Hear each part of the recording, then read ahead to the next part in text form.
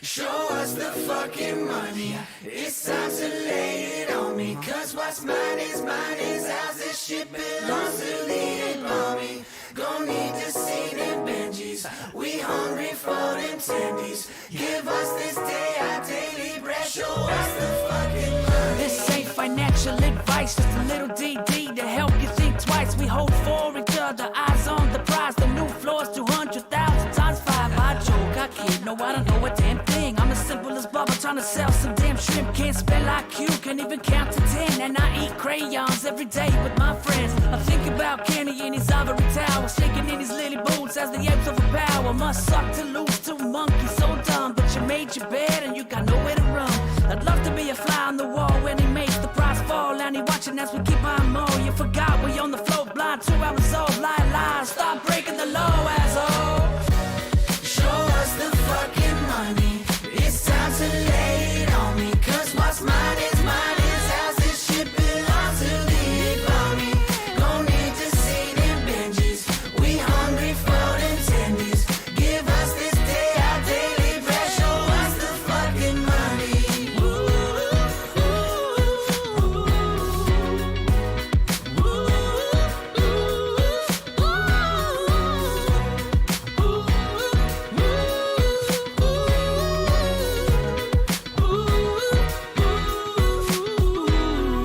Crayon eating Lambo loving smooth brain, stupid ass. Throwing all my money at the streets like a quarterback. FUD don't mean a thing. Water up a duck's back. Apes not leaving nothing till we get the money stacks. Monkey see, monkey do, monkey holding to it blue. Monkey magic coming through. Through us monkeys on the moon. Double digit IQ, tendy loving bamboo. Right here we got more smoothies than a jumbo juice. Probably thought you coulda made us sell all the gooder. In hell we maybe woulda, but we more zen than the Buddha. The floor 6 figures ain't selling for less. You took on the ape nation and you're fucking with the best. We hold for each other, my sisters and my brothers, the fighters and the lovers. We don't need another fan because we huddle through hard times and struggle. Cause we just a couple of diamonds in the rough.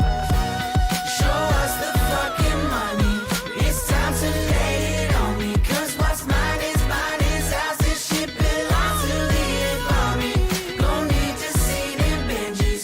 We hungry for them tendies. Give us this day our daily bread. Show us the fucking money.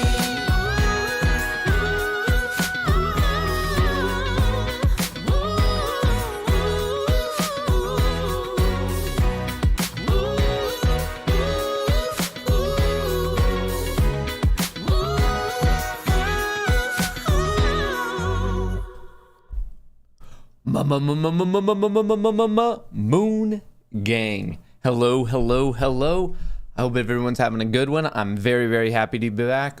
As obviously, my apologies not being able to do yesterday's afternoon stream, but I did have a great time hanging out with Charles Payne on Making Money, the new investor revolution. Was excited to be able to do that with Trey from Trade Trades. It was a blast. It was an absolute blast. If you want to see that, if you were not able to catch it, our segment of it on Making Money, both Trey and myself, that is out on Kohrs Light. If you just want to see that, it's about 15 minutes. Pretty cool and an exciting experience. It's fun. It's always fun to be able to get kind of the word out of what the apes are trying to say. And I'm very privileged to be in the position where I know I can't speak for everyone, but I feel like I'm able to get across some of our main gripes with the current system. So it's always a point of privilege to be able to kind of speak up about what's going on, because it obviously gets so tiring of us. You see it. This is literally within the past week of things are looking crazy in the overall market. I mean, inflation is coming on in hotter than ever, and you can already see it. The SEC, the Federal Reserve, the US government, they're just starting to blame us. Things are starting to look a little spooky in the overall market as it relates to inflation, and you can already see that. They're like, those retail traders, like, man, they're kind of crazy gamblers. And if it wasn't just a gamification thing, maybe we wouldn't have this. It's I could already see the narrative that they're trying to paint about retail. People who just want to engage in the market. We're told it's a free market. We just want our shot. And I could already see the way that people in power, like I said, the SEC, the Federal Reserve, and the US government, they're already starting this narrative of like, hang on, we think this is retail's problem. They're giving us a lot of volatility.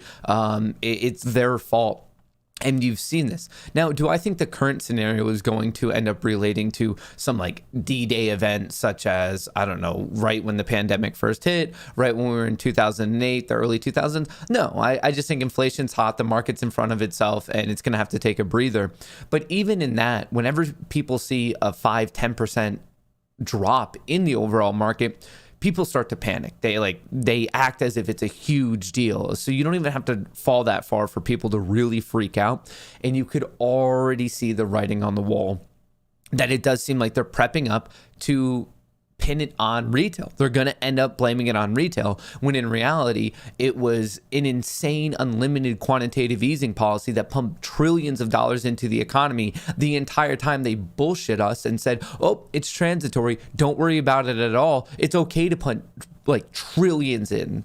What's kind of crazy, and I was just reading about this a couple days ago, in 2008, with that whole debacle, they put a couple trillion. It was, I believe, below 5 trillion. They put a couple trillion in.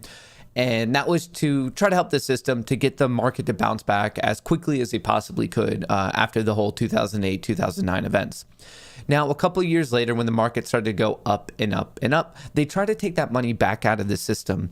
And when they did that, the market went red again. Like it was definitely feeling the pain of them trying to take the money back out. And it got to the point that they literally didn't know why it was doing it. Like, they're like, hang on, the market's fine. Why can't we take this out? And as all these fancy schmancy, like professional economists were looking into the problem, they actually never solved it. Some of the money put into the system in that crazy debacle in 2008, 2009, when the housing market collapsed, they were not able to get it out. They don't know why they weren't able to get it out. Well, they could have taken it out, but the market would have just gone red again. They didn't figure out what was going on. Fast forward all the way till the pandemic, they still didn't figure it out. And then this time around, without figuring it around the first time, they put even more in. And we're going to get into it when I give you the morning breakdown of what's going on. But as I was just consuming these news and the newsletters and talking to some people up in New York, it's insane. And I hope I'm being, maybe just woke up on the wrong side of the bed. I hope maybe I'm just being a little pessimistic. But if you ask me, it really looks like they're setting up the landscape as if it's retail's fault of what's going on, which is the biggest load of bullshit ever. If you start to see this, if things get hot, inflation gets too hot, and the market starts to take a hit, if you ever start to see them blaming retail, like, oh, this is a volatility, that's why the market's going down, it's because all these people in their sweatpants hanging out on Robinhood on their couch, they're the problem, this market is going south right now. If you hear that, just know it's utter bullshit. That does not make any sense whatsoever. And of course, the people who are going to be doing it the first are the people who are trying to evade any form of blame. As long as they want to keep their job, they want to keep their paycheck, they want to keep their power and their influence, they'll do anything they possibly can to sidestep any of the blame that they truly deserve. Please, please keep that in mind. All right, so let me just get you set up for what's going on today. Wall Street looks to continue lower, so does recently dropping Tesla. So right here, S&P 500 on Friday of last week, it hit a new all-time high of 470. So right here, this is one of my, I guess, biggest reasons for saying, okay, there's no need to call for doomsday here. We literally just hit an all-time high. It's a completely different scenario for saying, okay, we had a crazy run. It's probably reasonable maybe to take a little bit of a breather. Maybe if people get a little panic, maybe we'll start filling these gaps down here. But it's just hot. We hit an all-time high. Ask yourself, do you think the economy is the best economy we've ever had? Obviously not. So right here, I think just the cart got put in front of the horse according to the S&P 500. That's what we're looking at now. I think it's very reasonable to say, okay, yeah, a little bit of a breather. That's cool. That's completely cool.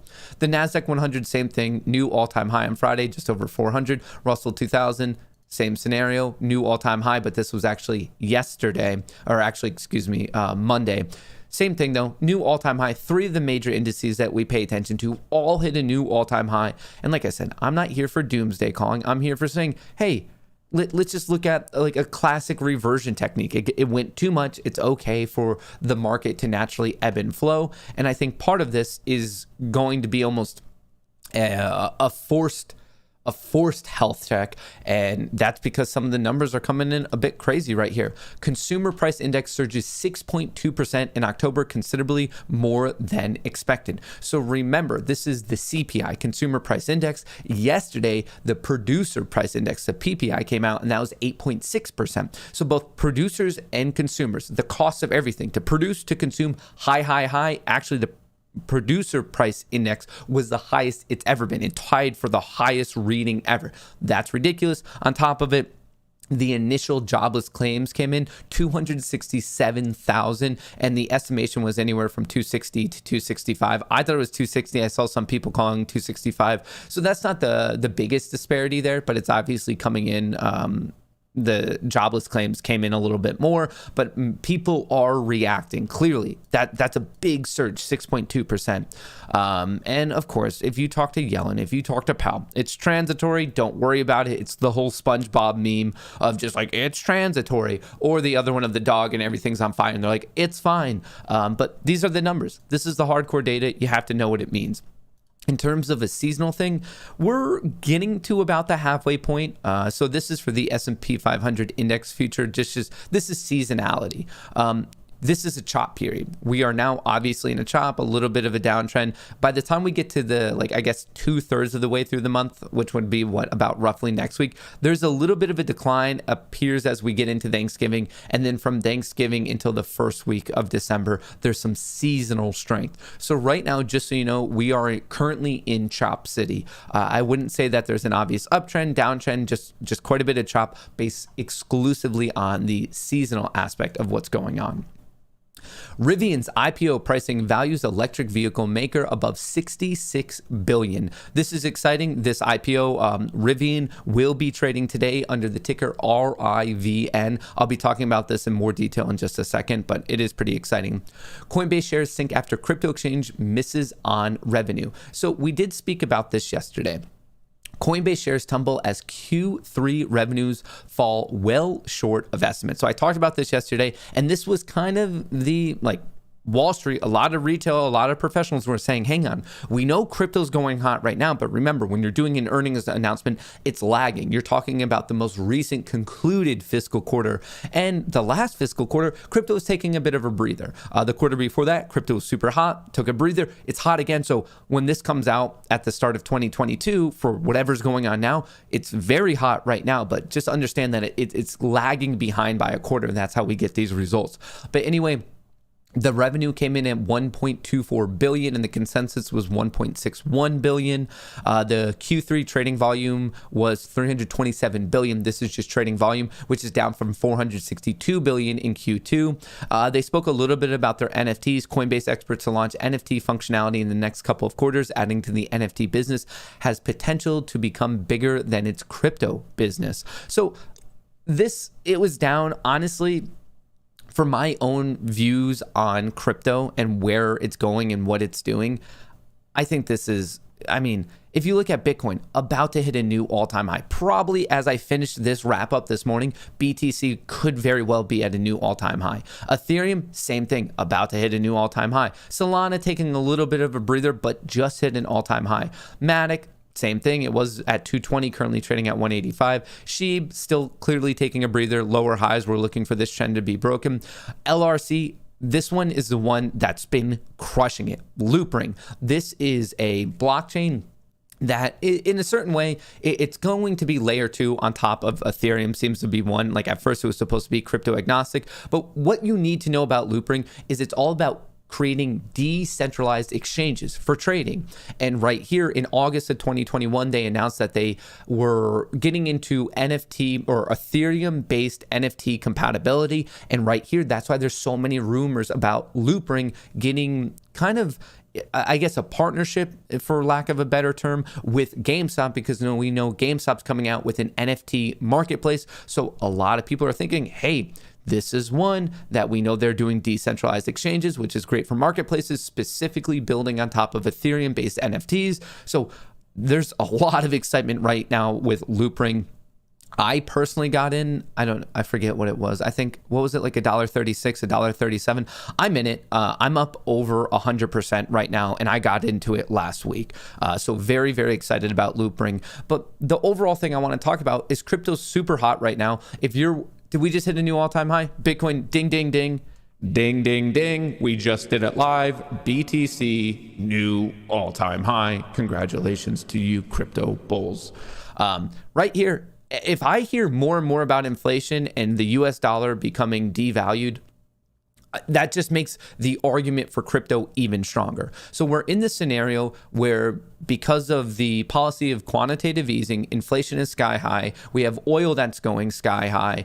The labor market's a little bit iffy. And then you have this thing that's currently being pitched to us as, hang on, this helps you store value, like similarly historically to something like gold, but this time around it has advanced technology, and now it's all over the news. Everyone loves what's going on with crypto. It's exciting. You're seeing these huge explosions in different altcoins. You're seeing nice gains in the major ones such as Bitcoin, Ethereum.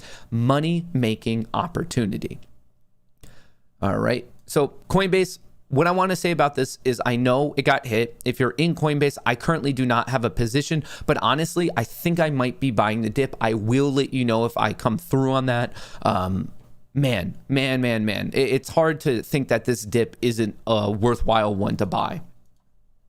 All right, and then finally, Google loses EU antitrust battle. Court upholds $2.8 billion fine.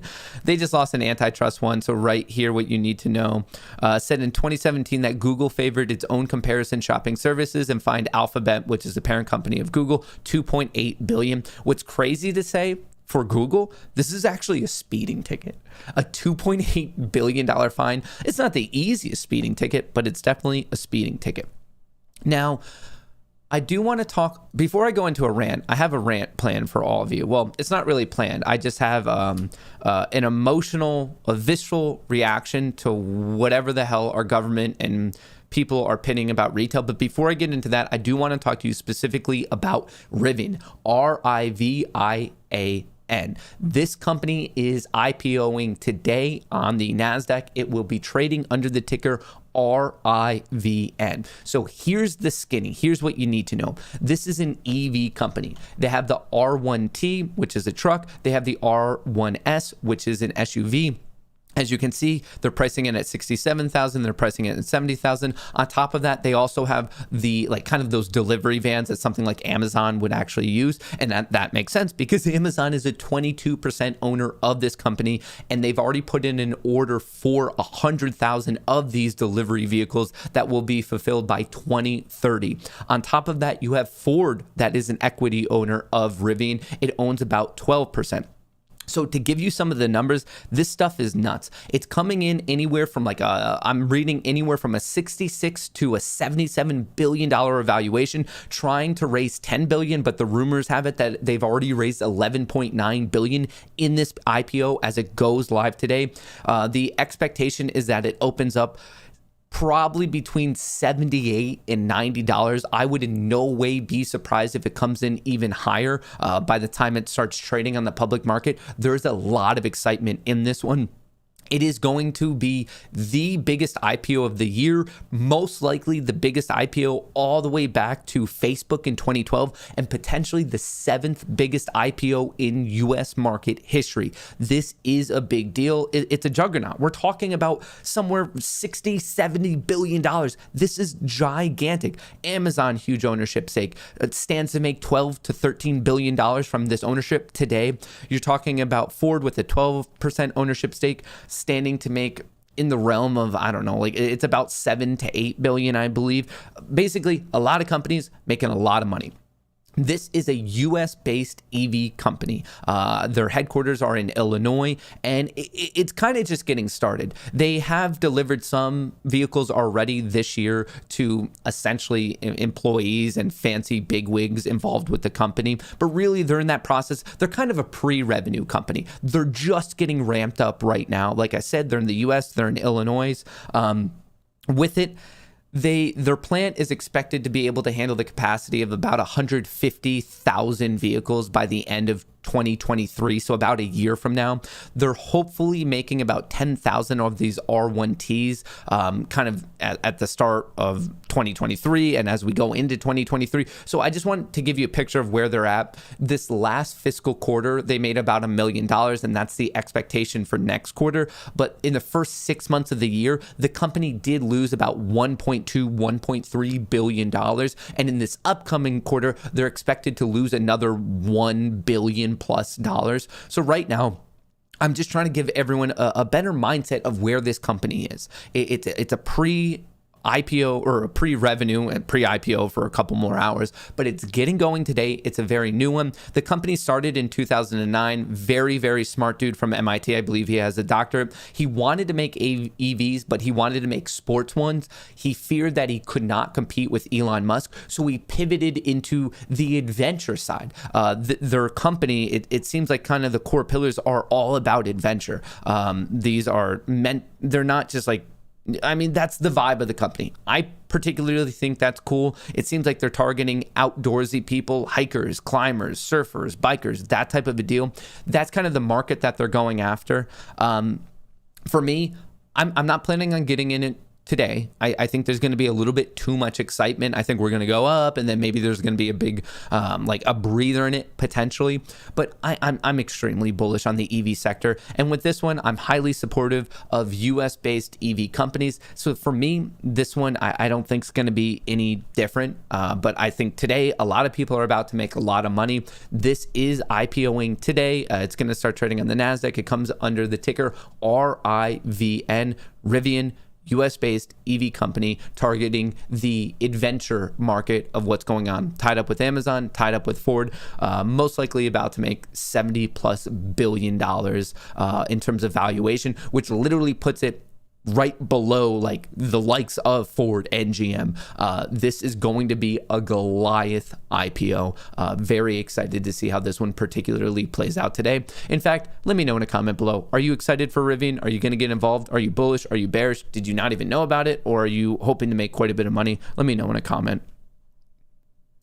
All right, so that's what's going on with Rivian, and as I'm waiting for all those comments to come in, so I think I got a little bit of ahead of myself on this rant of the government and how I feel like they're going to end up blaming retail for whatever's about to come with the fallout from inflation. And I find it to be particularly insidious because it's just they're not taking ownership. And then all of a sudden you see bullshit articles like this one. Comes from MSNBC. So at first, this was the title, and thank you, the Nancy Pelosi portfolio tracker. This was the original title. Like, this came out from MSNBC. Why the inflation we're seeing now is a good thing. Talk about complete and utter bullshit. What the media still gets wrong about inflation. You know what media is getting wrong about inflation? It's you, MSNBC. This is one of the worst opinion pieces you could have ever read. And they actually ended up deleting this tweet. Thank you once again to this account for bringing it back up. But they even retitled it, How COVID Became the Unlikely Hero of Our Inflation Crisis. Like, what?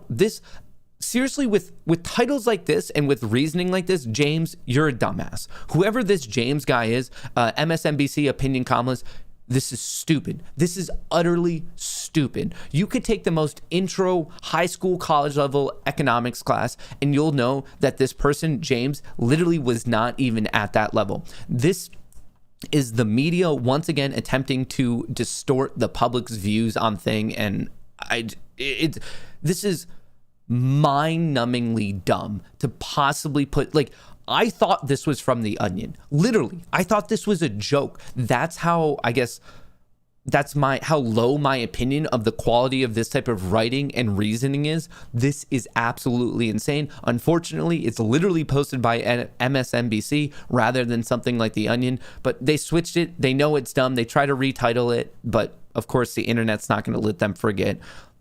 It's just absurdly frustrating because, and this is what I was alluding to before, we're getting these reports about the market inflation high. We're already seeing the gap down based on that news. And then we have these ding-dongs telling us that it's a good thing.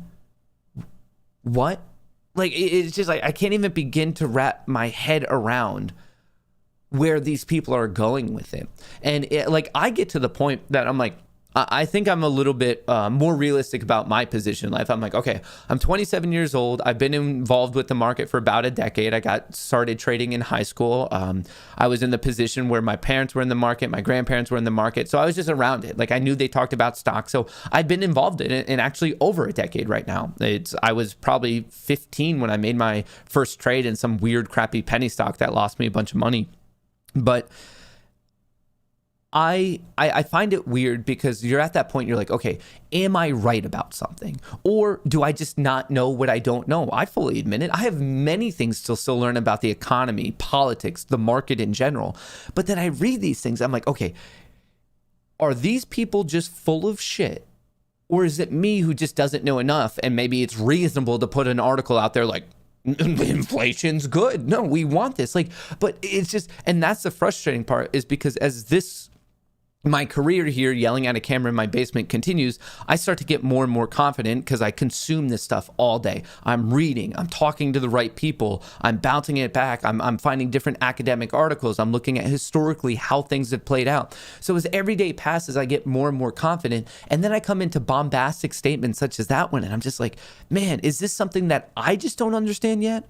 Or is it just media that's like, I don't even know. Are they standing up for their own weird warped interests somehow? And they're like trying to protect Yellen and Powell? Or like, it's one of those things that you don't want to accept that media is lying to us that much.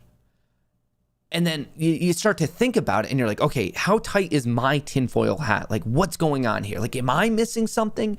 Or like, and that's the weird thing, is like, I almost start to feel like a Looney Tunes character where I'm just like, no way would they just lie to our face like that. But it's weird because walks like a duck, quacks like a duck, probably a duck. And I'm just sitting there. I'm like, okay, either I'm missing something or media is full of shit.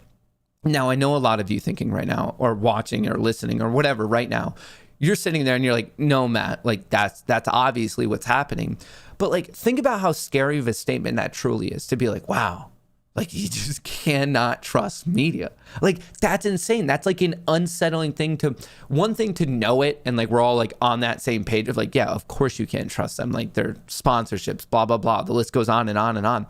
But you have to understand, it's a completely different thing to like truly internalize that of people, these multi-billion-dollar media conglomerates can put out the dumbest articles. They can sway the opinions, financial opinions and decisions, political opinions and decisions. The list goes on. And I'm not attacking one side. I think they're all full of shit across the board. It's weird. It's almost, to a certain sense, emotionally staggering when you're like, wow, like, did someone just tell the truth? It almost takes us all by surprise, and we all have to take a step back and be like, wait. Did someone on media just like actually like tell the truth to the public and not put their own agenda in front of us?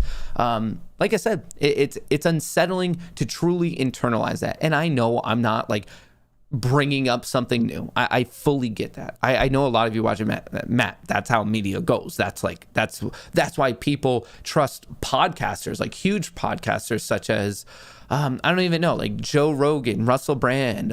There's these massive podcasters that literally have more trust in them, like singular person entities rather than entire media organizations.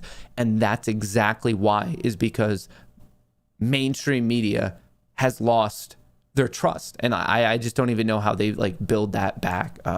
It's unsettling to understand. All right. So anyway, here's where the market's at. We'll figure out what's going on. We don't need media to tell us. We can look at the data. We can break it down. Right here, it looks a little soft. It looks a little bit bearish. It looks like we ran so much that we are now taking a breather, especially on top of the fact that the initial jobless claims came in higher than expected. Inflation came in higher than expected. Just the macroeconomic influences right now are a little bit bearish, on top of the fact that the technicals are most likely just a little bit too hot. The MACD has been green for quite a while. If you look at the RSI, it's sky high. It's just, we're at a natural reversion point. To be explicitly clear, I'm not calling for DD. I don't want that. I don't think it's going to happen. I'm saying, hey, let's look at a reasonable technical pullback. The reason I'm speaking so much about the overall market right now is because I don't know what's going to happen with individual equities. I know Tesla's been going nuts lately. It looks like Lucid's EV might be a bit red today just because of the new competitor with Rivian.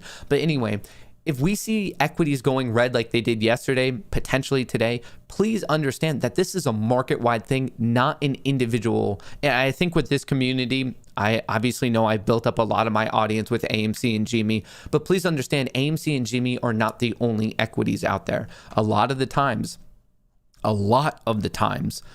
if you see 3, 4, 5 major indices go red, there's a good chance just random equities that you have. Please understand there's more stocks, there's more companies being actively traded out there beyond AMC, beyond GME. And sometimes when you're just running into these serious headwinds, you just have the whole gambit is just red. So that's something, it's good for us to check what's going on in the overall market. It's that concept of headwinds, tailwinds. Right now, it seems like many equities are running into considerable headwinds. Just because you're us and love the interview on Making Money, you and Trey are placing the corrupt market and AMC front and center. Shout out. Phil kicked ass last night. Can you explain Loopring, please? Thanks for all you do. Yeah, so I can make an individual video on Loopring if there's enough interest in it. I'm more than happy to make standalone videos if you guys would find value in it. But Loopring, it's a blockchain mainly attached, like it's going to be associated with Ethereum most, but it's for decentralized exchanges, like exchanges such as marketplaces for people trading. And most recently, they announced a step into NFTs, like Ethereum-based NFTs, and there's a lot of rumors that GameStop's efforts to create an NFT marketplace will be supported by Loopring. All right, let me drop to the 1 minute. 1 minute. 1 minute. Tesla. All right, Rivian. IPOs don't necessarily happen at 9:30 in the morning, so that's why I have RIVN up. As soon as it starts trading, we'll pull the chart up. Ding, ding, ding. The casino is now open. All right, let's get rocking. Rocking. All right, Spy, where are you going?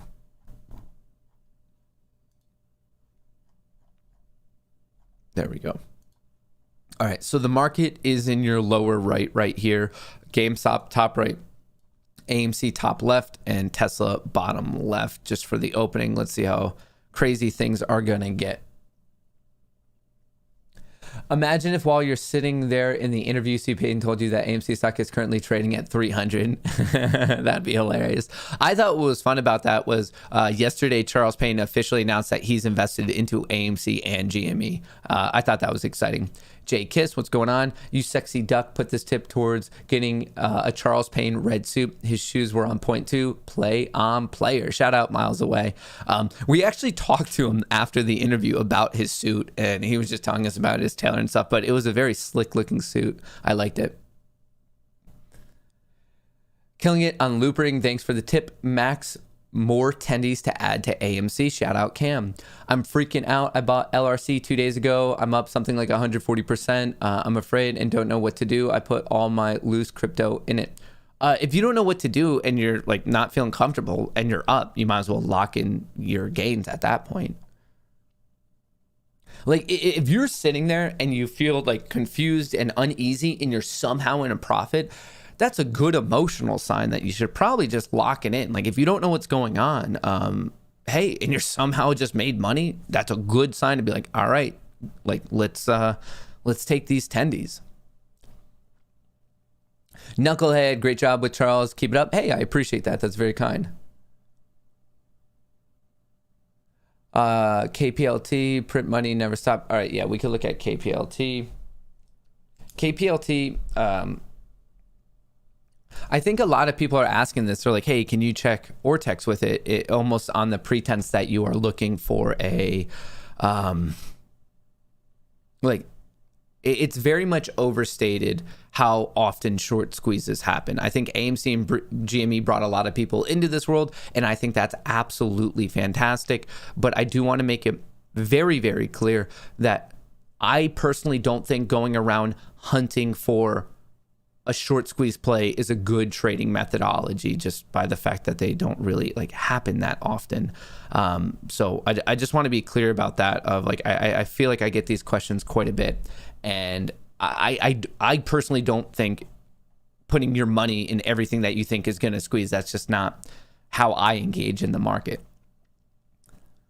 All sides of the government is corrupt. You'll never meet a politician who doesn't leave office a millionaire. It's truly disheartening. I agree with that. More toxic bulls. What's going on, Mason? Marcus, seen you last night with Charles, but let's address the alpha man in the room. It appears you actually have legs. Why are you hiding those? Yes, I do have legs. And people were also really talking about my shoes. Folks, I feel like I have normal shoes. I have a size 10 shoe. I don't know. It was just dress shoes. It's just me being a fashion icon. You mean the socket isn't just AMC and Jimmy? FUD. Can I check out fuel cell? Yes, we'll put that on the list. I feel like the EV sector is going to be kind of interesting today, just with Rivian busting in the door.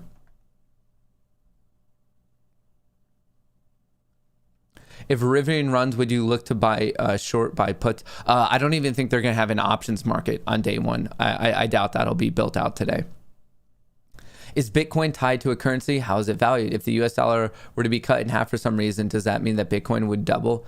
No. Like the way the US currency, it's based on nothing. It's a fiat currency. Bitcoin is based on Bitcoin. USD is based on USD. USD used to be tied to gold, and it was backed by gold. But then I believe in 1970, it was either 1970 or 1973 that Richard Nixon took us off the gold standard.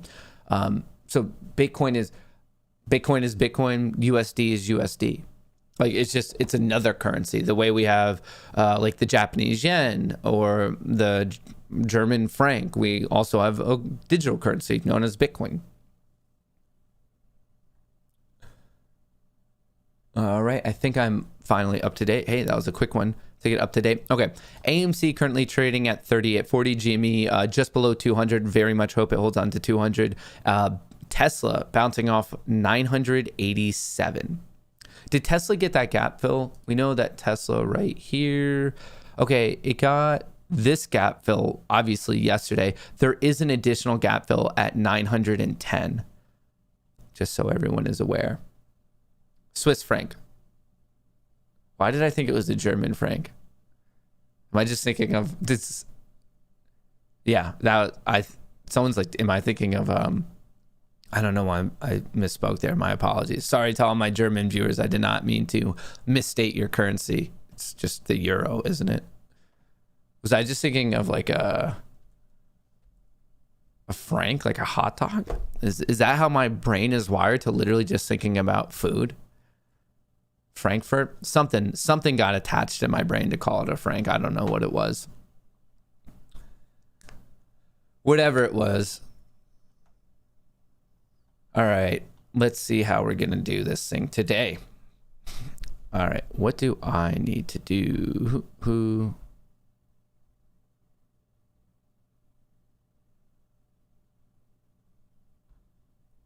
Tesla.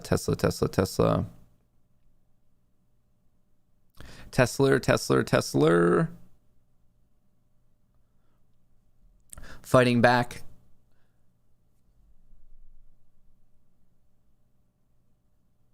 All right. Those AMC lotto calls for this Friday based on the earnings, obviously very happy. I took a small position on that because they are not looking, they're going to expire worthless. Man. That's what you get for doing lotto calls. It happens. You can't win them all.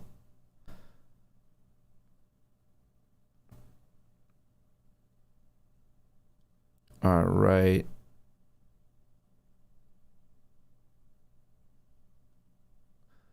AMC 3830. Let's see if we can hold there. Tesla actually bouncing back nicely. Rivian, I don't know the exact time that thing's going to start trading, but the SPY, let's see what this thing is actually going to do. Let's see what this thing is going to do.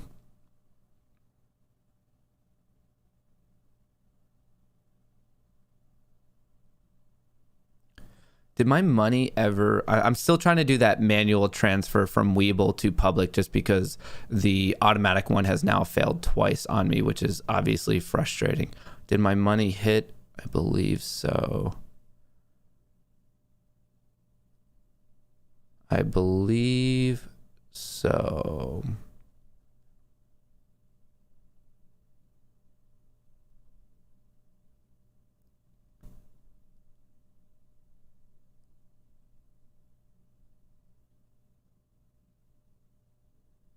No, I want to switch over to AMC.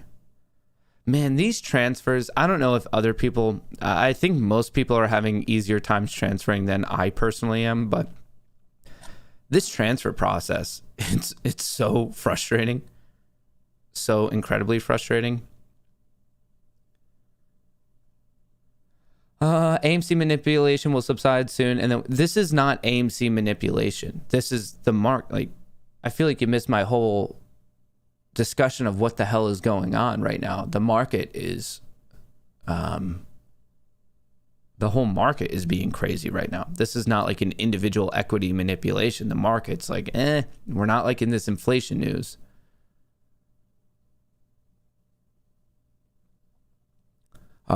Yes, Loopring, Silicon Strong. I'm surprised with Tesla right now. Tesla bouncing off of 988 to 1,027.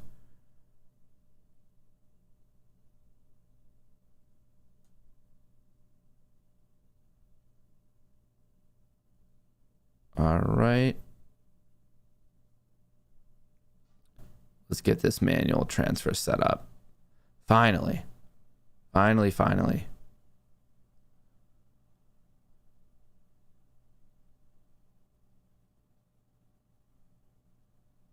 Finally, finally. And did this work? I think it did.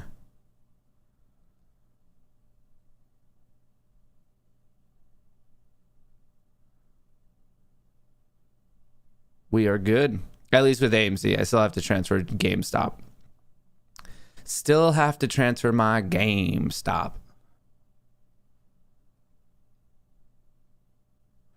What else do we have? How much of the float do we own now? That's unknown. I do find it a little bit interesting that a lot of people are still using that 80% number when that was from early June. I don't... That one confuses me a little bit. It really does, because I don't know. It doesn't really make sense to me. We're almost in mid-November. Like, why are we still using data points from early June? Matt just said the $5 drop was the market. Was the market? What? Yeah, the SPY is down 0.3%. The Qs are down 0.7%. IWM is down 0.1%. AMC, GME currently down 3%. Somehow Tesla's green on the day, but look at most equities are red right now. And then crypto is green. Crypto is very much green. But look at that pop on AMC. Talk about a time to get a transfer done. That was nice. That was real nice. That worked out swimmingly well.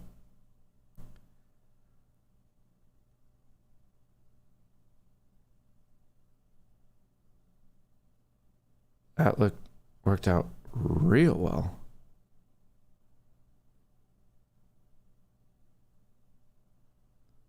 All right, and then let's get this GameStop finally. Finally, I could get these transfers done. And now, just so you know, if it comes to public, hang on. Of course, I know GameStop is risky. They could tell me whatever they want to tell me. Doesn't matter. Still buying it. Let's make sure that this goes through. Also, if you are on public, make sure if you don't want your shares loaned out, make sure you have share loaning turned off. You could do that through kind of like their automated bot, like chat system.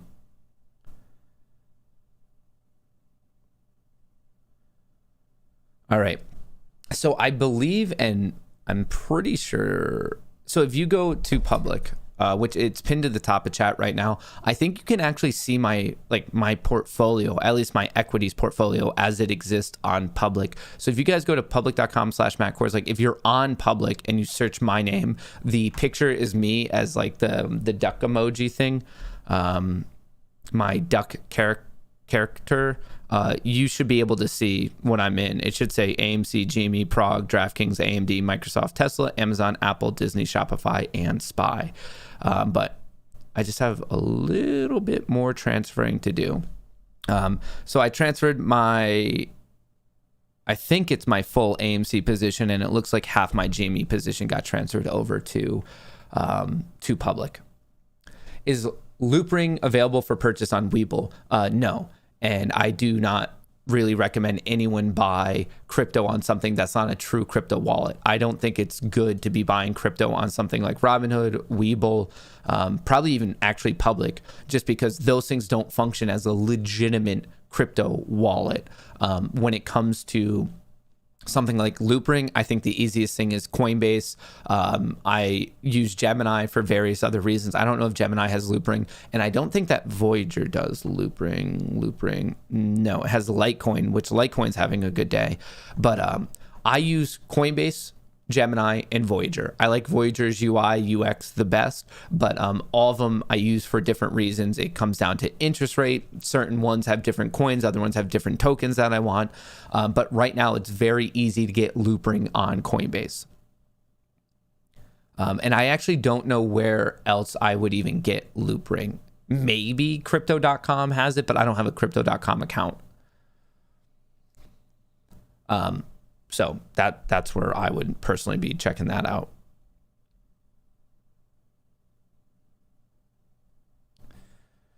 Cool beans.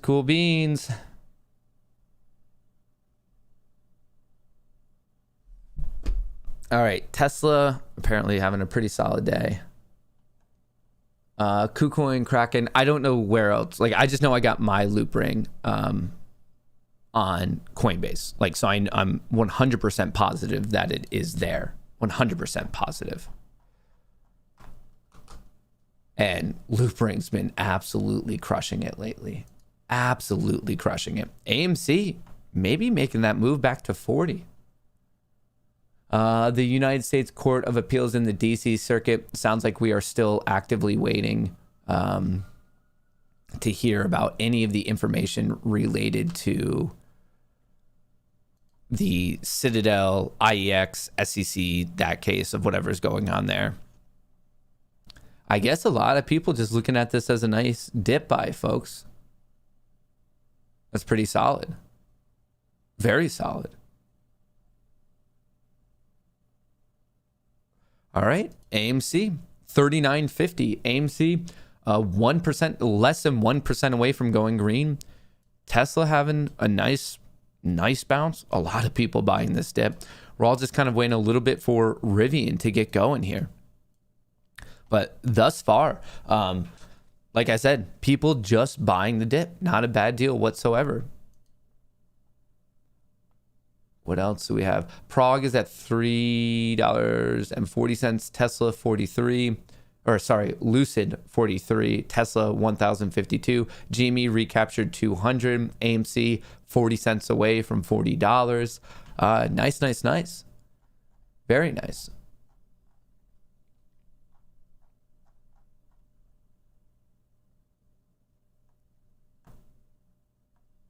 All right, AMC still making that move. Tesla's still making that move. Awesome. Like to see it. Good job yesterday. Was it weird to finally meet Trey in person? No, not really. I mean, I just speak with him like so much that it didn't really feel like the first time I was meeting him. BBIG is 100% utilization, short interest of 35, cost to borrow of 100%. What's your take on the data about, what about an entry? Thanks. I wouldn't enter it unless, those are all nice prerequisites for the potential of a squeeze, but that doesn't mean it's going to squeeze. You would also want to see buying. You'd want to see buying pressure. You'd want to see demand. Remember, just because something has a high short interest, a high utilization, a high cost to borrow, that in no way, that in 0% of the way guarantees a squeeze. It means that it's like the potential's there, but I think people really focus on those data points and they don't realize that you also need buying. You need demand. You need that upward pressure. Is it too late to get into Loopring? In my opinion, I always think it's beneficial to buy things on a dip. I think a lot of people get excited when they see something moving and they just want to chase it. But I mean, that's exactly why I got in here when it was starting to bend rack around. Yeah, it could keep going. There's a ton of momentum behind it, which is awesome. But like, what if, I don't know. Like, you're asking me if I know the future of if it's just going to keep moving from here. Well, at some point, do I think this takes a dip? Could it happen here? Could it happen at $10? I don't know. This is why you always use your technicals. What are you going to risk? If you were to get in at $3.72 right now, what point on Loopring do you actually risk? Like, I don't know if you're using the daily, the minute, the hourly. I don't know your time frame. I don't know your risk tolerance. I'm a fan of Loopring. I like what it does. In terms of the problem they're trying to solve, I think they have an impressive team. But should you get in now, folks? Not a financial advisor. You have to. It's just, are you okay with the current price? Are you okay with the current risk? I can let you know what I did, but I can't tell anyone else what to do. I got in, I announced it. It was public, like somewhere in the 130s, like I think like 136. And I made that very public. I think a lot of people, I get this question so much of people always asking me like, you shouldn't chase. Like, I don't think chasing is a good methodology, and it's a psychology thing. And people see something running and they're like, should I buy it too? Even though it's run so much, you don't want to be the person who's late to the party. You want to be in before that big move. And I think a lot of people, I don't know if you have alerts set up and these huge gains and you're like, oh, it's up 20%. I should buy it now. But when you are chasing like that, you're increasing the risk of you being a bag holder, and you do not want to be a bag holder.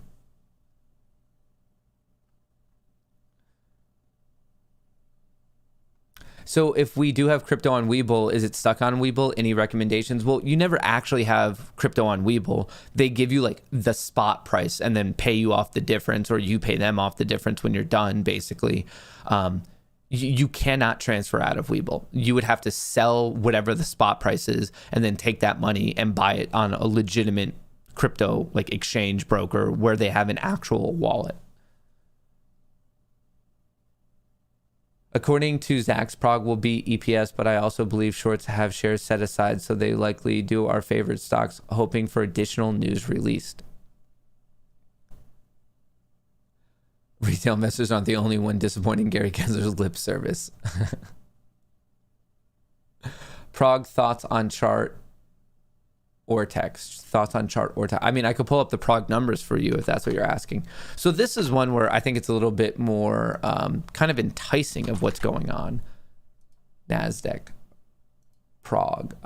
The short interest estimation is 34.4%, cost to borrow 109%, utilization 98.5, shares on loan 35.6 million.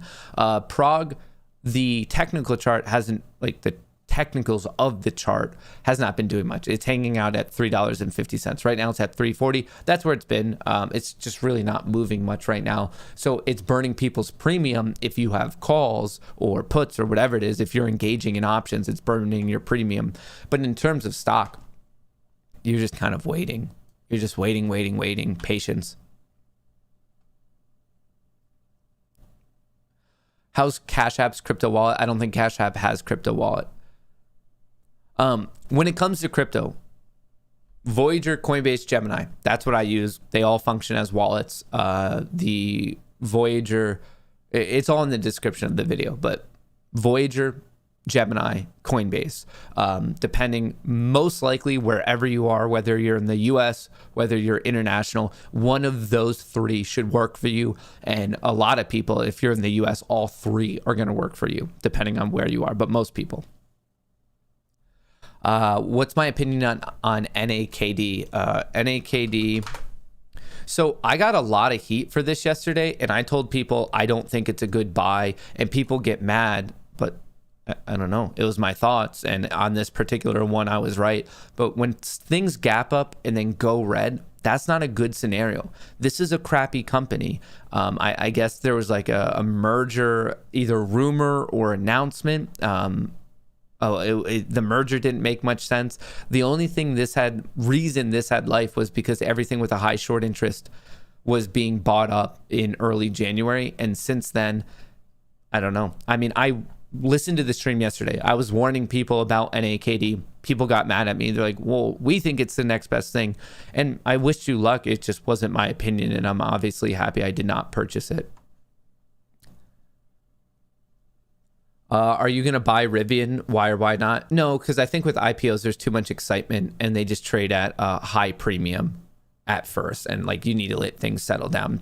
I mean, this one, it's getting a lot of press. Rivian's coming in and I think it's going to be a good company. I think it's going to be a successful company, but I wouldn't be surprised if we see Rivian trading above like $100 today. It's just going to be, there's going to be so much excitement related to it that I don't think it'll be able to sustain that excitement like a couple weeks down the road. What's Trey's mustache like in real life? Oh, that's funny. Sava. Sava short interest is just below estimation 25%, cost to borrow 4.5%, utilization 94, shares on loan 12.42 million. Sava, once again, I don't think it's a like a short squeeze play. I think it's that gap fill because it came out that they did not fabricate data. So I don't see why it wouldn't trade at a value that it was trading at right before those allegations came out.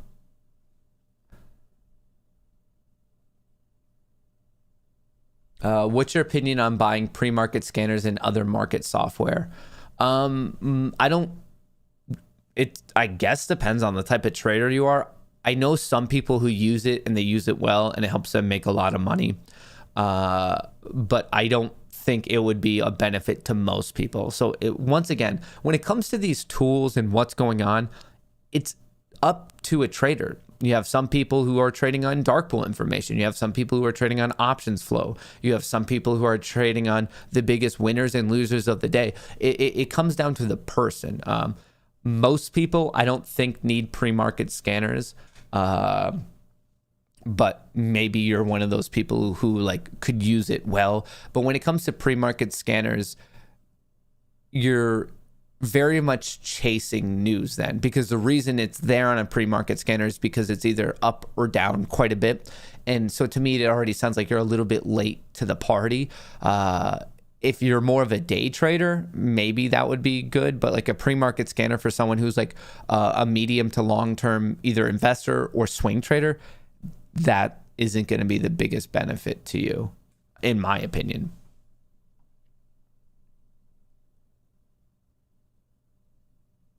I super chatted on Friday to jack you up about LRC and you bought right after. I'm hyped for our gains, Matt. 5K LRC at 84 cents, holding strong. 84 cents. So you've turned that 5K into like 20 plus K. That's crazy. That's amazing. Seriously, that's huge. That's a great trade. That is an excellent trade. Cash App, you can own crypto, but only BTC. Popcorn stock has earnings coming and other morning every monkey. Love you all. Popcorn stock has earnings coming. And good morning, every month. Wait, Kinky Kong, what are you referring to there? AMC. Oh, the company that makes the popcorn for AMC has their earnings coming. Gotcha. Very cool. BKKT Ortex. Yes, but I'm gonna tell. I don't think enough people are speaking about this company in terms of a squeeze. Like with these squeezes right now, it seems like social sentiment is an important aspect of it.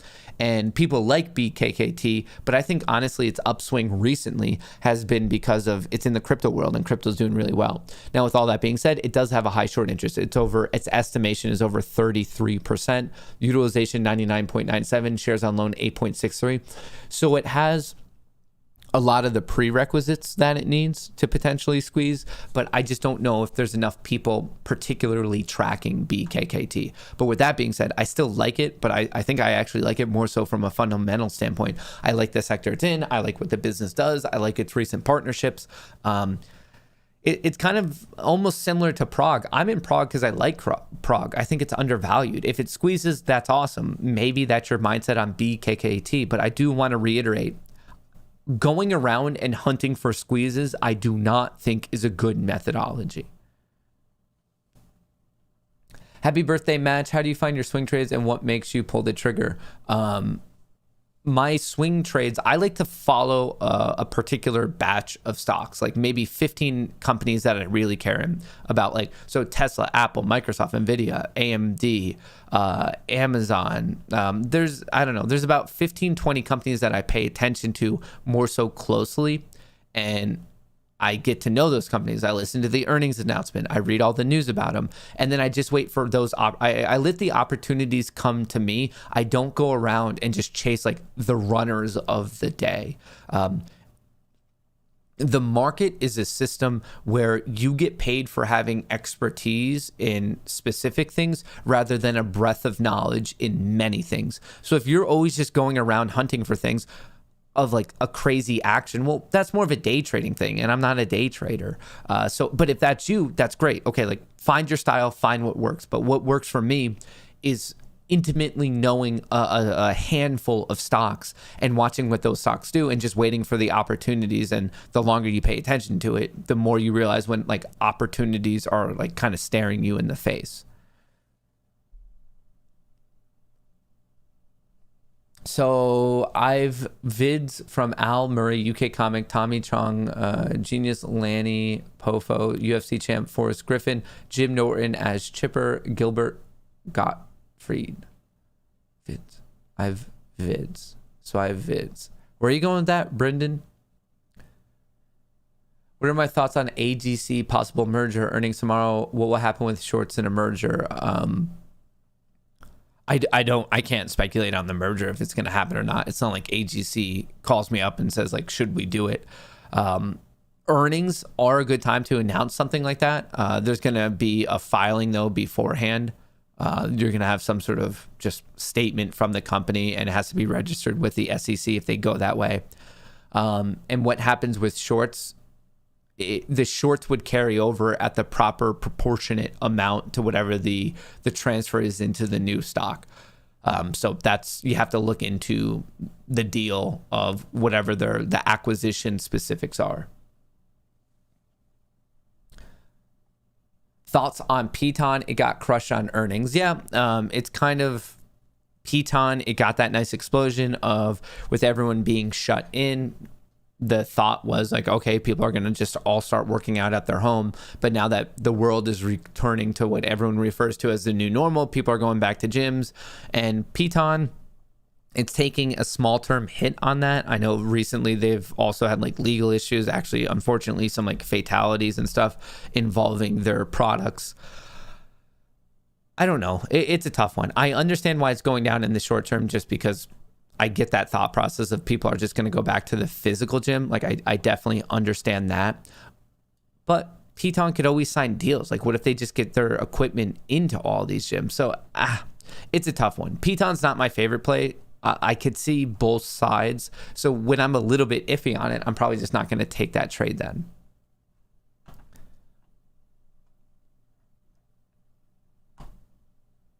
You've not seen my videos yet, have you? I have not, Brendan. ATR Ortex. Yes, we could check out ATER on Ortex. Trades on the Nasdaq. Artesian, short interest 22.4%, utilization 80%, shares on loan over 8 million. Artesian, ATER, it's a bit of an interesting one because the CEO publicly commented that they have kind of like proof and evidence of naked shorts.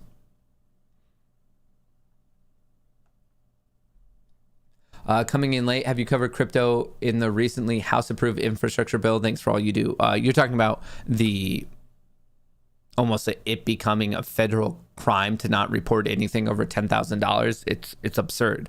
They're applying an archaic 4-decade-old law to a new technology, and it's literally a felony if you break this. It blows my mind.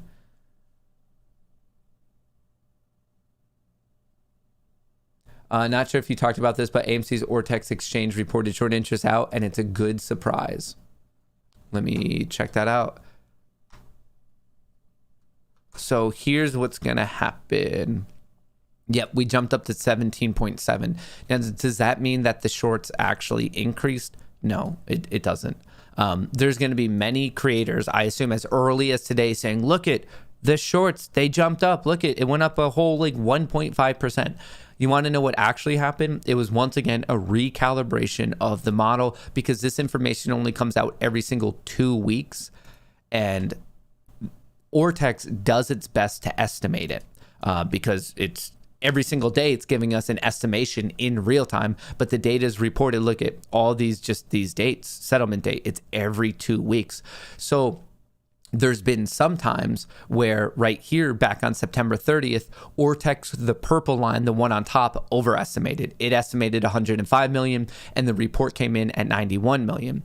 And then you have certain times like this where it actually underestimated. So then that means that the purple line, when it's below the blue line in the middle here, when it's underestimating it, that means that Ortex needs to calibrate their models back upward. So over the past 2 times, this one was pretty close. They estimated 89 and the report came in at 92.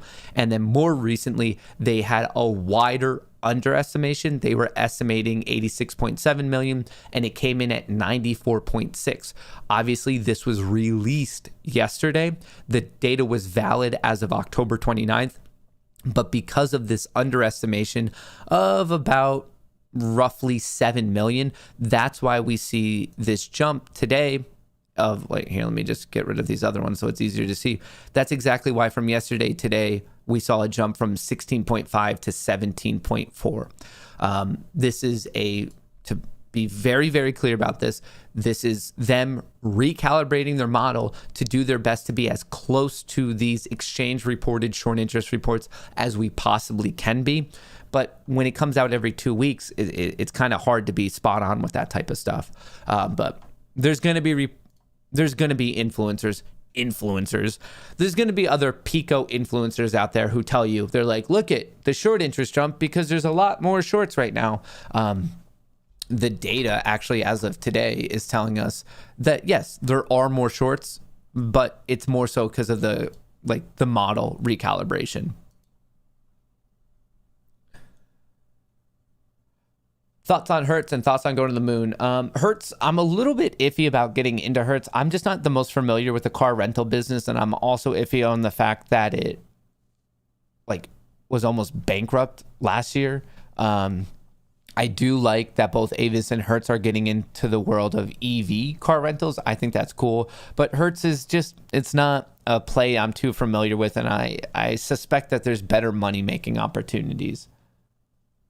I've made it very clear how apes can go viral outside of this echo chamber, like the MS Ice Bucket Challenge, but funny.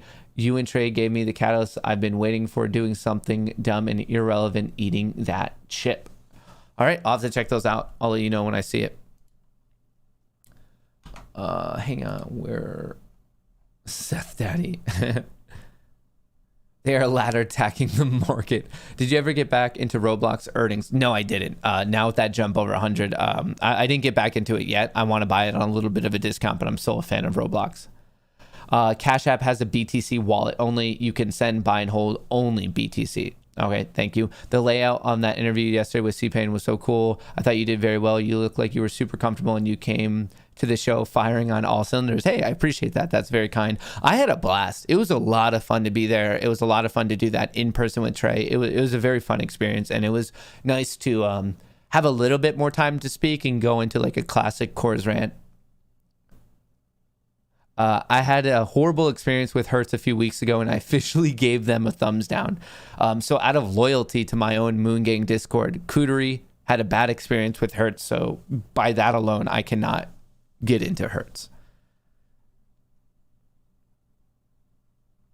If you haven't done so, you should check out the documentary Long Way Up. This is where I first heard of Rivian as they used their prototypes to travel the globe. Synopsis: the new series follows Ewan McGregor and Charlie as they journey through Argentina, Chile, Bolivia, Peru, Ecuador, and also through Colombia, Central America, and Mexico. Also joining them, longtime collaborators, directors David and Russ, following them in their electric Rivians.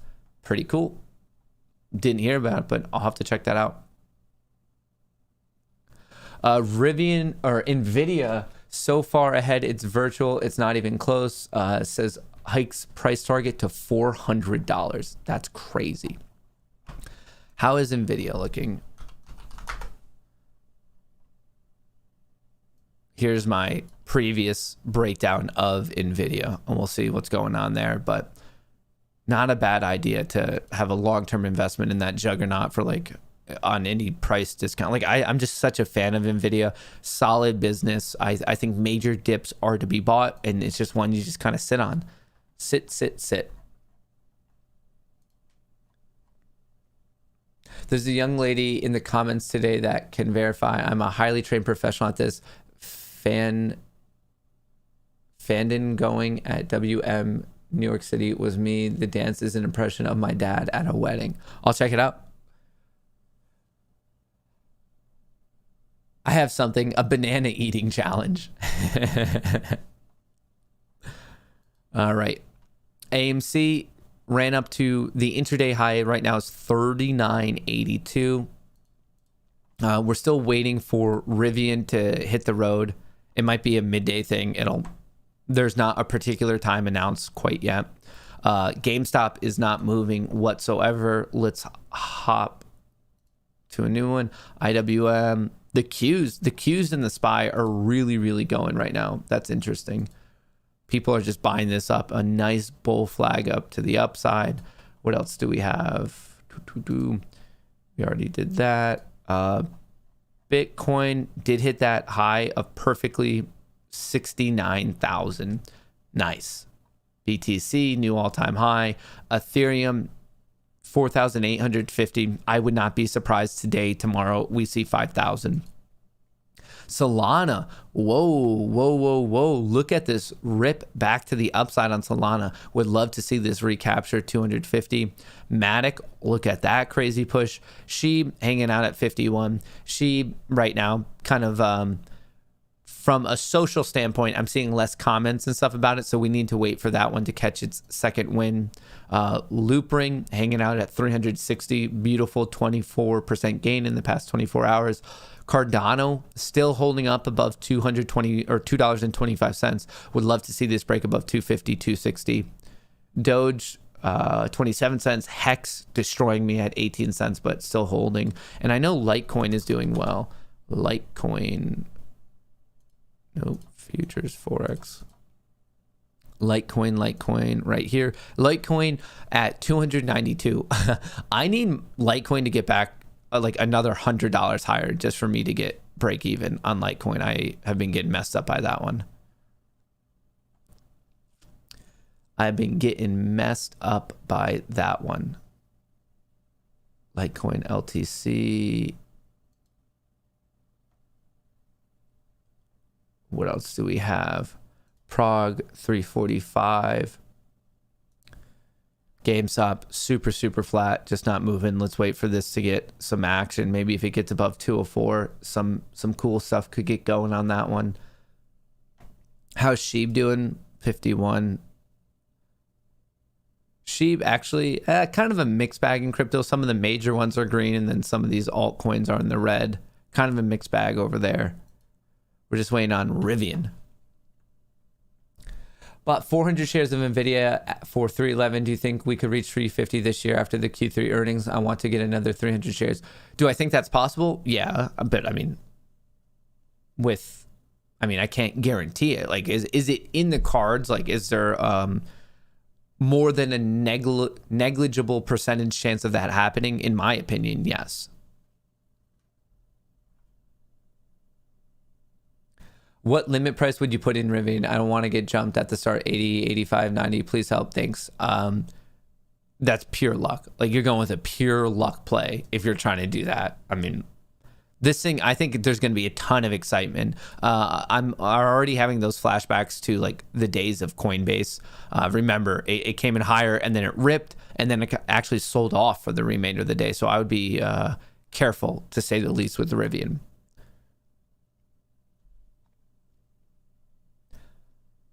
Why doesn't uranium market and plays get any love, up over 80% in 3 months? We talk about uranium probably at least once a week. I mean, it's been doing very, very well.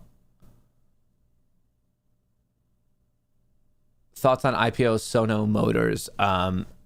Not too interested in it. I mean, I'm paying attention to Rivian just because it's a gigantic one, but most of the time I feel as if IPOs have too much excitement, so they come in at a heavy price, and then they end up not being able to sustain that. So you just need a little bit more time for things to settle down.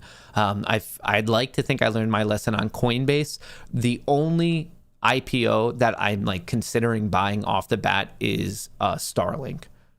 But other than that, with IPOs, I think it's just, in terms of risk to reward, I think it's better off to wait and be calm and just see how things are really playing out.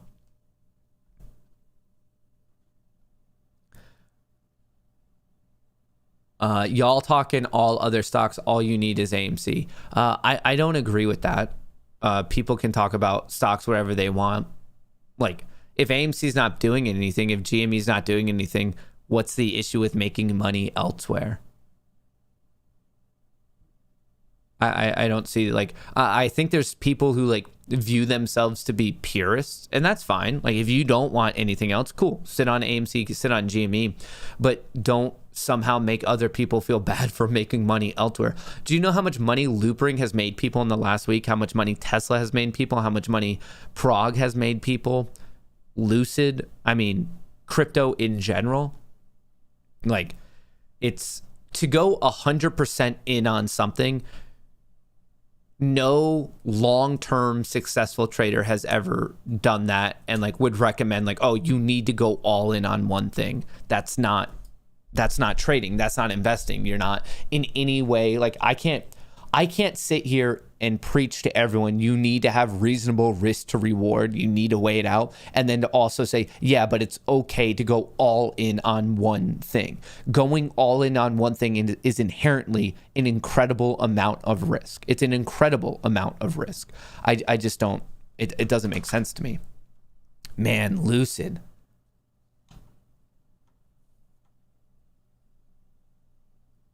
Please take a few minutes to explain what Starlink is. Basically, Starlink is another Elon Musk project where he's attempting to give satellite-based internet to the entire globe. And right now, there are billions of people who do not have internet. So that's just like, to me, an untapped market. The Rivian IPO time, like when it hits the market, is unknown right now. Probably midday. Why won't Voyager trade Loopring? They just haven't listed it yet. I mean, it takes a while to get things listed. Lucid. This is one. Speaking of like money-making opportunities, I still think Lucid, this 56. Lucid, I wish I could just get it at 36 instead of 46. I really like Lucid. I really, really do. And we have this gap fill opportunity. Lucid currently down 0.2% on the day, but it's fighting back. Man, oh man. Lucid.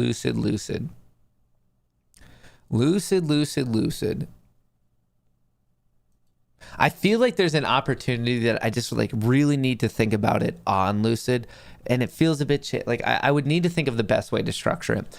My go-to on Lucid right now is either to buy stocks that I plan on not selling forever or to buy like long-dated leap calls.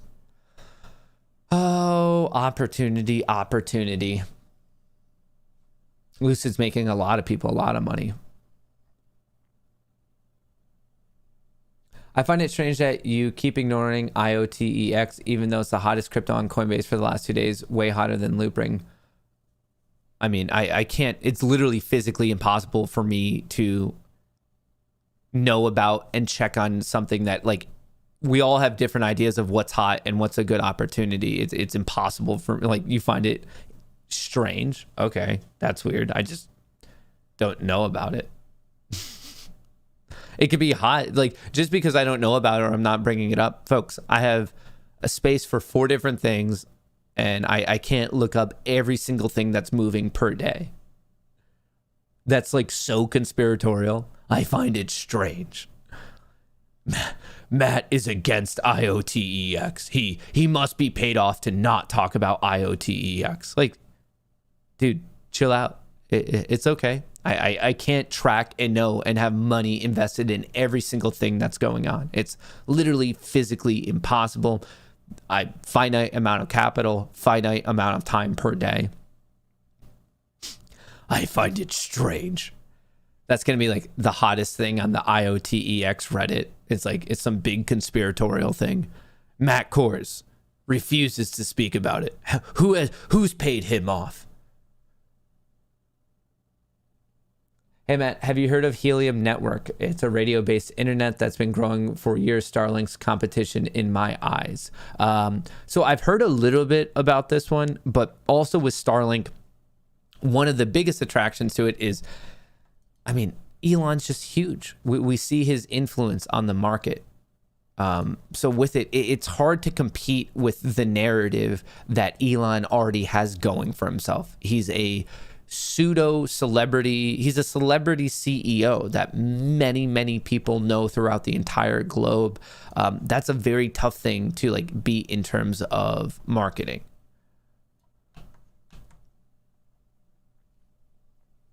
Don't forget, Ford is a Rivian play, owns 11% of Rivian. I saw metrics that said 12%, and then Amazon owns 22% of Rivian.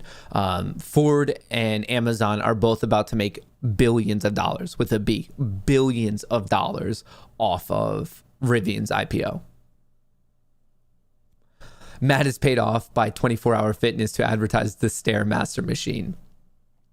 Yeah, people were saying I just was wearing skinny jeans. I wasn't. I don't own skinny jeans. Folks, I'm Matt Kohrs, and I have tree trunks for legs because I do the stair stepper like it's my freaking job. I just like am sprinting up. Whenever I do the stair stepper, folks, I'm crushing like 3,200, 3,300 steps in like 30 minutes. I'm like freaking Usain Bolting up this stair stepper. And when you have a career like that, when you have a stair-stepping career such as I do, your legs are gonna look a little bit funny in pants. And then when I'm there and I'm squatting the bar, that 45-pound bar, just squatting. I know a lot of you, they're like, I don't think he could squat that bar. I think a lot of you are hearing that number and they're like, whoa, Matt can squat the barbell? Yeah, I can. I squatted a lot. Tree trunks for legs. It makes my fashion career a little bit more difficult. I feel like I have odd proportions for my height, but hey, it's my life. You talked to me about IOTEX on Monday, saying you were unfamiliar with the play. That guy should stop relying on you for his own opinions. He does find it strange. I mean, I'll look into it. I'm not against it. I just don't know about it. I'll put it down on my notes. I'll even circle this one. IOTEX. I'm going to star it. I'm going to circle it. I'll look into it. We want AMC Squeeze just to be half of your jeans squeezing you yesterday. Oh, man. Man, oh, man. Yeah, between the jean saga and someone also said I looked like a dad with a polo, a tucked in polo. Like, I'm on national TV. I can't like just show up in like some wrinkly shirt. Like, you have to look a little bit presentable. And I didn't want to wear a button down because then I thought too many people would like accuse me of being some like sellout. So I was like, okay, what could I wear that media would find acceptable and also my audience would find acceptable? I was like, oh, I'll just wear a polo. And then people are like, you're a dad who's in skinny jeans and your feet are too big. That was like the overall feedback I got back from that whole thing. They're like, yeah, what you said was fine, but You look like a dad in skinny jeans with big feet. Shoe game was weak. No, my shoe game was on point. You wish.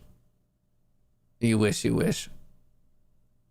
Should have worn the duck shirt. What's going on? We love you. Word bro, was that the first time you met Trey in person? I meant to ask. Yeah, it was. It didn't feel like it though, just because like we've spoken so much, but it was, if you want to get all technical with it, it was the first time we met in person. This is Trey's first sentence to me. So he was there first.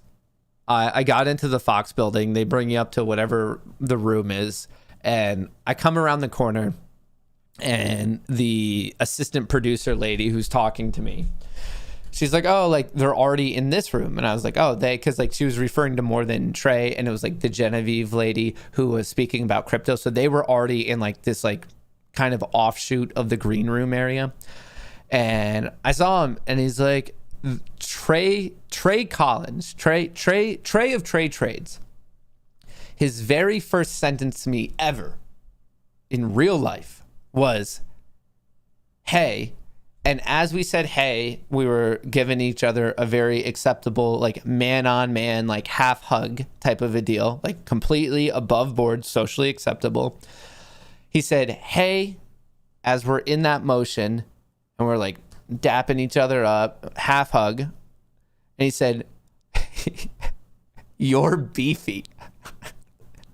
Trey's first sentence to me was, hey, you're beefy. I was like, oh, that's going to get shared on stream. Oh, man. You look like Whis from Dragon Ball Super. Oh, man. Who is Whis from Dragon Ball Super? How does he look? Dragon Ball Super. Let me see if I'm going to be offended by this or not. Oh, Whis? He seems like a cool guy. I don't mind looking like him. EVGO, and tell me your thoughts on it. Just a quick EVGO. EVGO, a nice 4.5% gain thus far today. Getting going. I mean, it's kind of in this resistance or just under this resistance. 16. It feels a bit chasey. I'm assuming did they have good earnings? Yeah, they had good earnings. They opened up, are going green on it. They beat on earnings and people are buying it back up. So that's interesting. Now, obviously this is an EV company. I don't know much like specific about their fundamentals, but obviously I am definitely a fan of it, really like well-performing companies in the EV sector.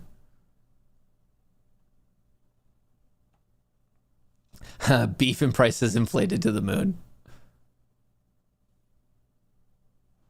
Hey Mark, love it when YouTube autoplays your old videos. Reminds me of police training video for a hostage situation.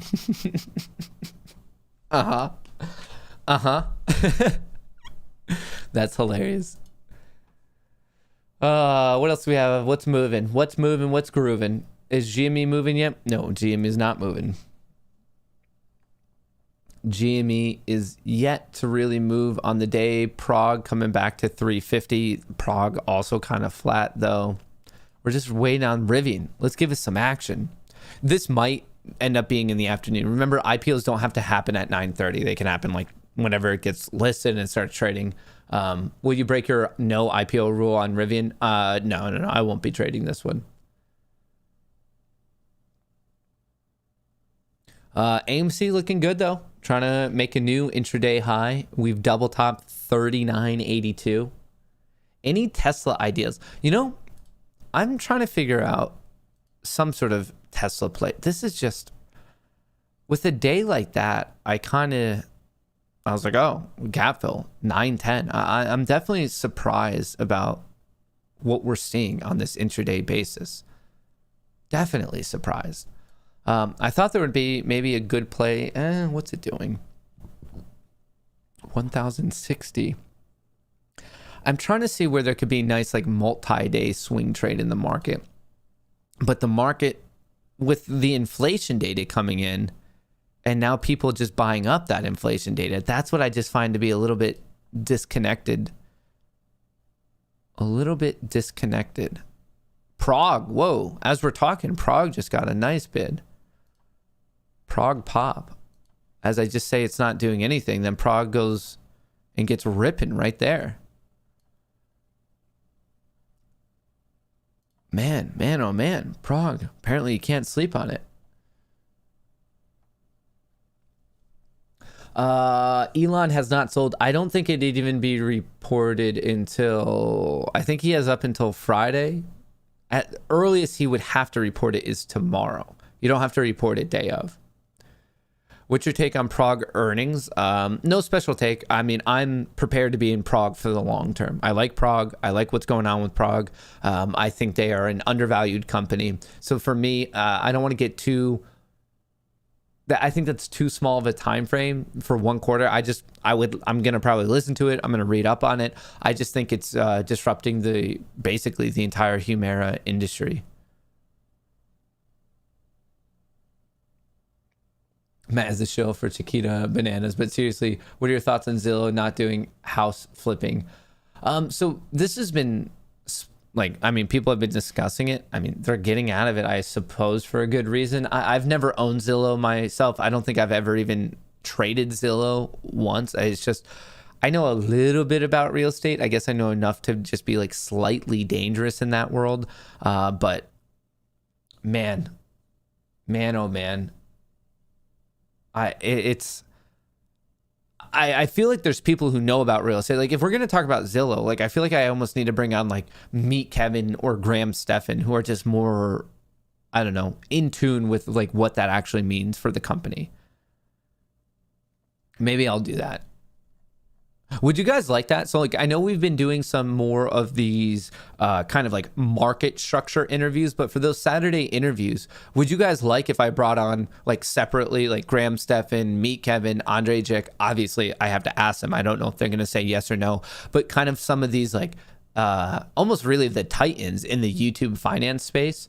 I've personally been really thinking about Andre because of crypto. He's big in crypto. Also, I believe he just made like he has all those fancy smancy like super expensive Pokemon cards.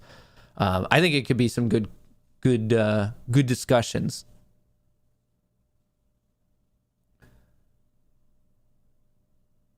Thoughts on Algorand? I'm in Algorand. I like Algorand. It's kind of up there. All right. Sorry, I'm just looking at Tesla. And I just don't get what's going on with Tesla. Come on, Tesla. Tesla. All right. Could be doing something stupid. Who knows? What is today's date? The 10th? Oh, Tesla. What will we be doing next? Tesla.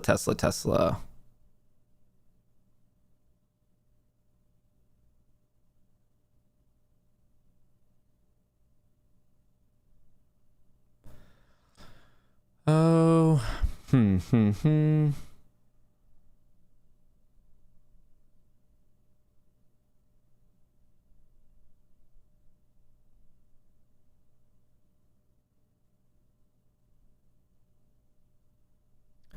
Does this make sense? I think so. We'll find out.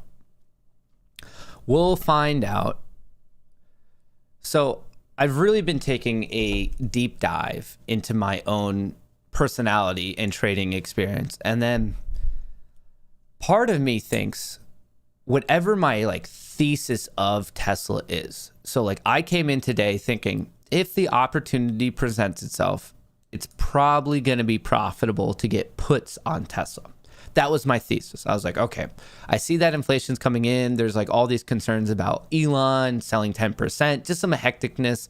His brother selling some last Friday, just craziness involved in Tesla. So I'm long on Tesla in my retirement account and I'm not touching those shares. I have a very good average and I'm going to sit on it. But in the short term, I was like, I could see there being that gap fill. I mean, I was even calling out this gap fill on Tesla, and yeah, that was my thesis. I was like, oh, okay, this makes sense. Like maybe it's going to come down here and fill it all the way to 910. So regardless, in the short time, and I see the MACD crossover, there were just so many things coming together that I was like, okay, in the next week or two, I'm a little bit more bearish on Tesla than bullish. And then you guys know me, you know me in Tesla. With that being my theory, well, that almost tells you that like Tesla has to go up, right? Like it like has to go up, because like if I see so many things that tell me bearish and just me being perfectly wrong with Tesla all the time, it's almost like a guarantee it has to go up. So I want to try out this theory, and like maybe we'll just do it until I like mess a trade up.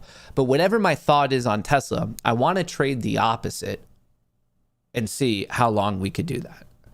So like whatever it is, I came in today, I'm like, I'm feeling bearish on Tesla. So I actually just bought some calls on Tesla to fade myself. I feel like I figured out the system with my ability to be 100% wrong with Tesla. I was like, oh, like let's just do the opposite here and see how things play out. That's it. We'll see. I'm trying to reverse psychology myself. We'll see how it plays out. And we're already down how much? Nice. We're already down 3%. Already down. Perfect. Perfect. Rick yourself into winning. Don't trust yourself on Tesla. Exactly. That's what I'm saying. Is that's why I'm doing the exact opposite. Everything about me, everything about what I've seen over the past couple days, everything, I was like, okay, it's time to be bearish on Tesla. You have all these people just calling it out like it being overvalued, like weird stuff with Elon fighting with the chairman of the finance committee in the Senate, like so many things. I'm like, probably should be bearish. And because of that, I just got to do the exact opposite. Matt, thoughts on with apparently exempt Twitter on SSR reporting about AMC yesterday? Also, did we gap fill this morning? I don't know who apparently exempt is. I'd have to let me look this up to answer the first part of your question. Apparently exempt.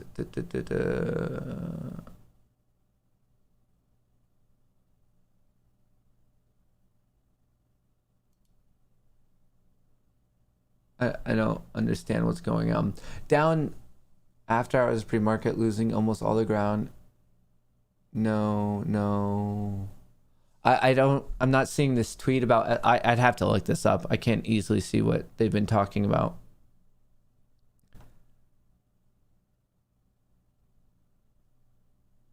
Yeah, I'd have to look it up. But what was the second part of your question right there? Also, did we gap fill? Okay, let me specifically bring this up.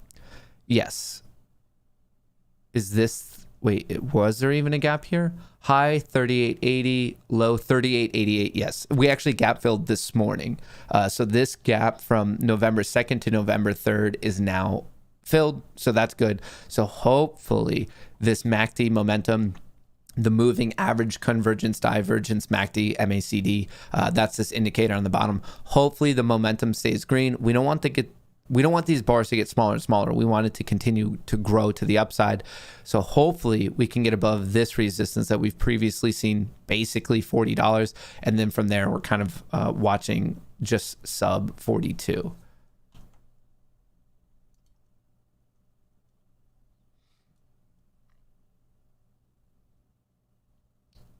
Matt, help. Lost crypto sent from T-Wallet to B-Mart. I sent it to the exact address B-Mart offered. It is gone. They won't help. Still active on blockchain.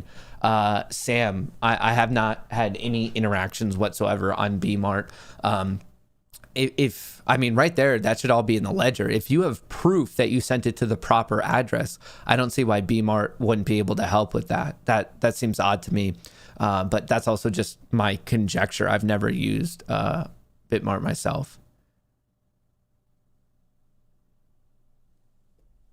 All right, AMC, waking up. Right here, about to hit a new intraday high. So we're going to be hopefully taking out this resistance basically at $40. And then from there, I don't see too much in the way to pretty much 42. Let's check out the flow on AMC and GME today. AMC bearish flow, 46% bullish. So the bears dominating the options chain today.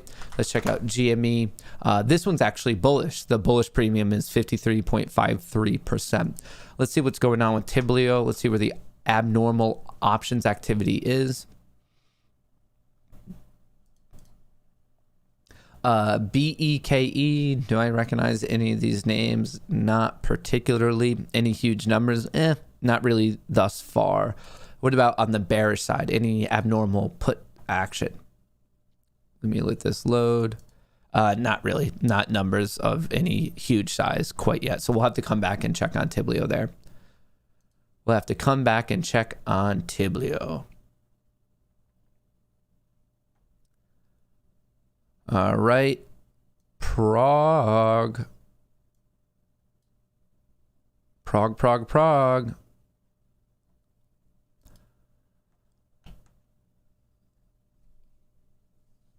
Your sarcastic Tesla trades have become so ironic that you don't even know what they mean anymore. Like, I'm really trading Tesla right now. Yeah. I'm just like, it's a meta joke upon myself when it comes to Tesla. My best Tesla trades have literally just been buy Tesla when it's cheap and sit on it. Any other thing that I'm doing like actively with Tesla, not a good situation. But like the fact that it's so consistently bad, it makes me wonder, can I make money on it? I almost need to call up the brokerage and be like, hey, if I ever do something, please do the exact opposite with Tesla. Like, I wonder if the brokerage would allow me and be like, hey, I know I'm going to submit these orders. Please perfectly invert it. They're going to be like, hey, you're a crazy person. Like, what are you talking about? But I still think it's a good idea. If you can ask of anyone what to do losing money on BMart, let me know. I need it. The funds are growing massively. The CS makes me think it's fake.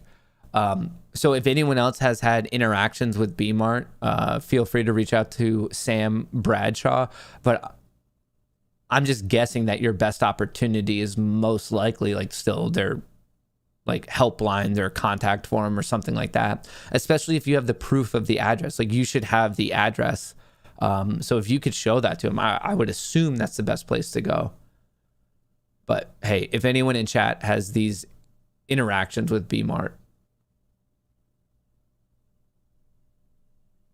All right, so Prague had that nice pop, and right now perfect bullish pennant. Check this out. You have the flag, lower highs, higher lows in this triangle. You're basically, I would say, looking forward to hopefully, fingers crossed, get above 375, 376, something like that. Hopefully. AMC, new intraday high at 39.90. GME just not moving today. Low volume, low volatility on GME, trading at 202.50. SPY kind of coming back around, went all the way up to 467.40, came down, but fighting back. Let's see how it reacts to that exact level once again. Prague breaking to the south side of this bullish pennant, unfortunately, for all the Prague frogs out there. But let's see how this, man, what a jump. What a interesting jump up to 384.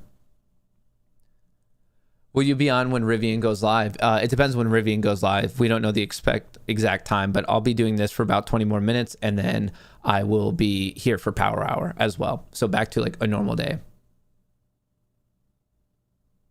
Hey, Matt, can you take a look at Bitcoin Cash? I'm bullish on the chart and think it's lagging behind other cryptos. Thanks, and stay apish. I could check it out. I do not have any Bitcoin Cash, just so everyone knows, but I'll look it at. I just like Bitcoin better. Bitcoin Cash to the USD. It's coming up. It looks like maybe it wants to get up close to this 800. I mean, I like the break above 650. It's at resistance right now of 720-ish, previously rejected there. I would want to see the follow through, but it looks bullish, but I am personally more bullish on normal Bitcoin and Ethereum. I'm bullish on many other crypto based things before I'm bullish on Bitcoin Cash. I'm not necessarily against it. I just think there's better opportunity. This one, it's having a crazy day, but it just started trading. So I don't even know what technicals I could really do on it. It just hit a new high. You're letting price discovery play itself out. How many altcoins do you hold? I don't really know. I have Bitcoin, Ethereum, Solana, Cardano, Algorand, VeChain, Sheeb, Doge, Hex, Litecoin, and Loopring, I think is it. I think that's my crypto portfolio. Most of my money is Bitcoin and Ethereum. Most of it. Recently, with Solana's explosion, that's become a bigger percentage of my portfolio just because of the percentage gains in Solana. Hex was bigger because I got it really cheap and then it exploded, but now Hex is coming down. But still, I think with the explosion in Ethereum used to be number 2 in my portfolio, but now it's number 1 with just because of the incredible percentage gains and how much Ethereum I have. Bitcoin, probably number 2. Ethereum and Bitcoin are my 1 and 2. But I'm still a big fan of basically any of these smart contract utility plays. So Solana, Cardano, Algorand, fan of all of those.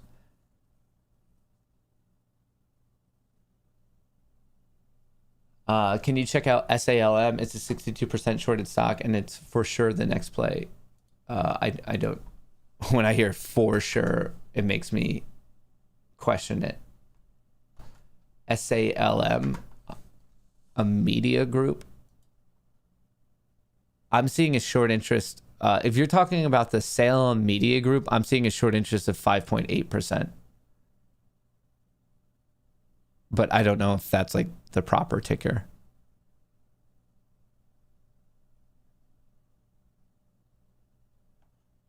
All right.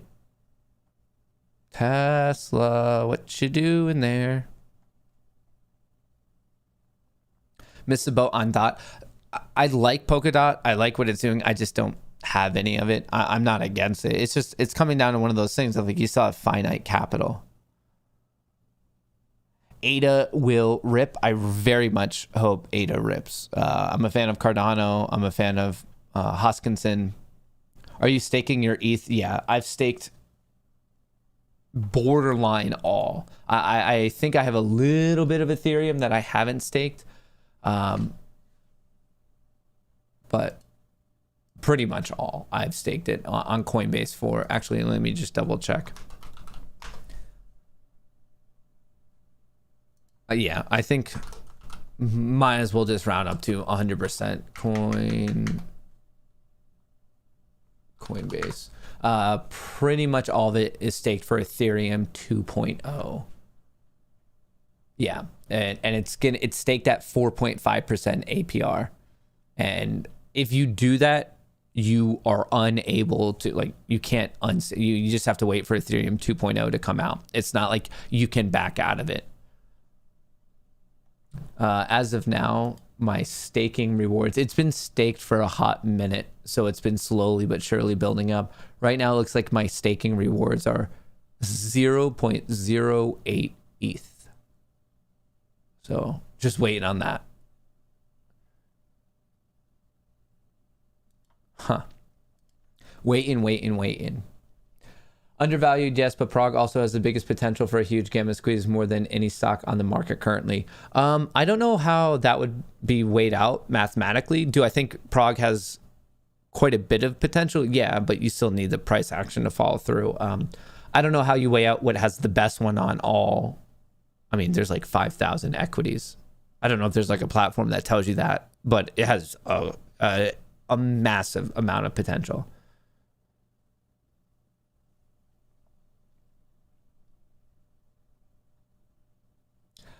Gaming crypto next big thing. Look into Yoshi. Matt, thoughts on Review Dork's comments? I'm unaware of Review Dork's comments. When, like, did he say something? I don't. Well, on like a YouTube video, I feel like I'm in the dark. Was this what on YouTube? Was it on Reddit? Was it on Twitter? Was it today? Was it yesterday? I don't know what the comments are. Look at Rivian. Rivian, I don't believe is trading yet. No, it's not. It's not hitting the public. I'm also biased LMAFO, but huge potential.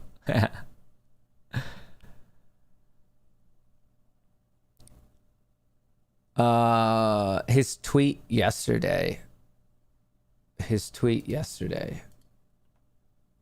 What did Review Dork say yesterday?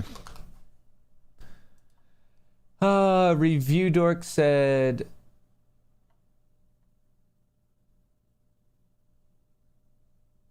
he tweets a lot. He's tweeted a lot yesterday.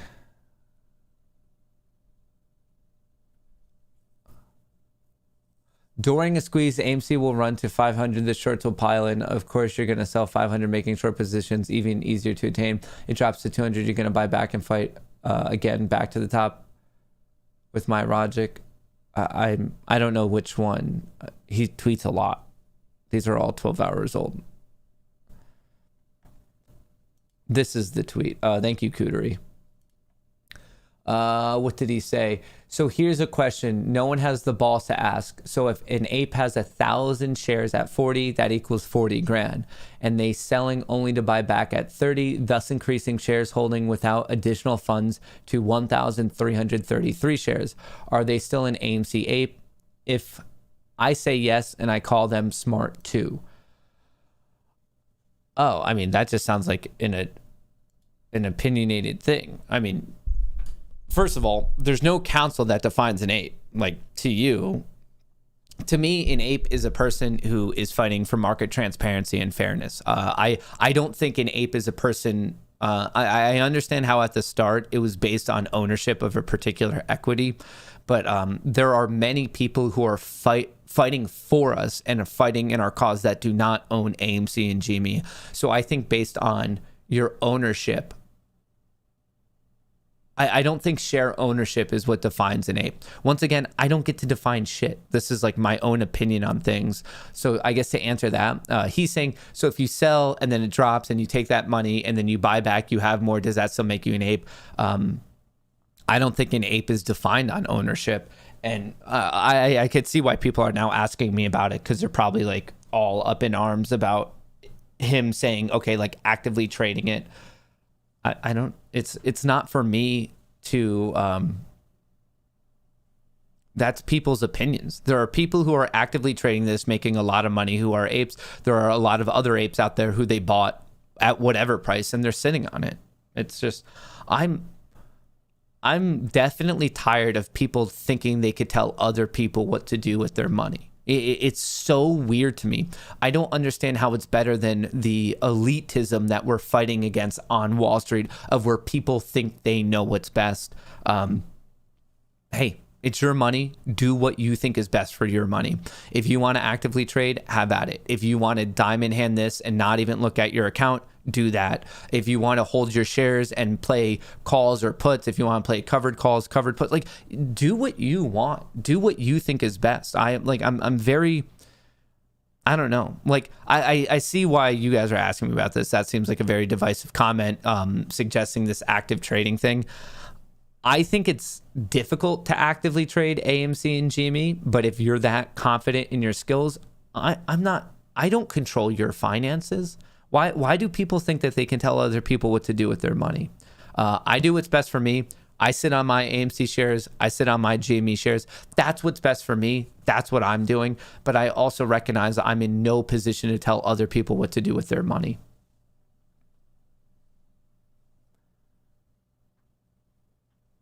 But speaking of a movement, with AMC, we just got that pop above 40. The one thing I want to say that I think it's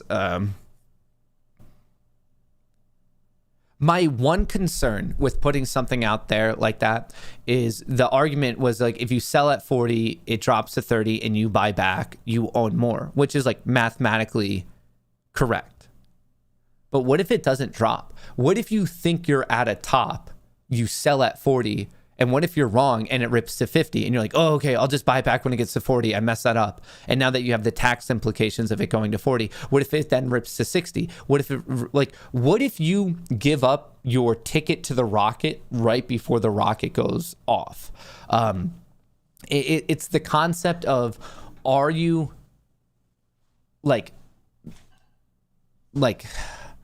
are you building up small positions? And yes, I get that you have more and more and more, but what if one of those times you get it wrong and you miss the entire huge explosion?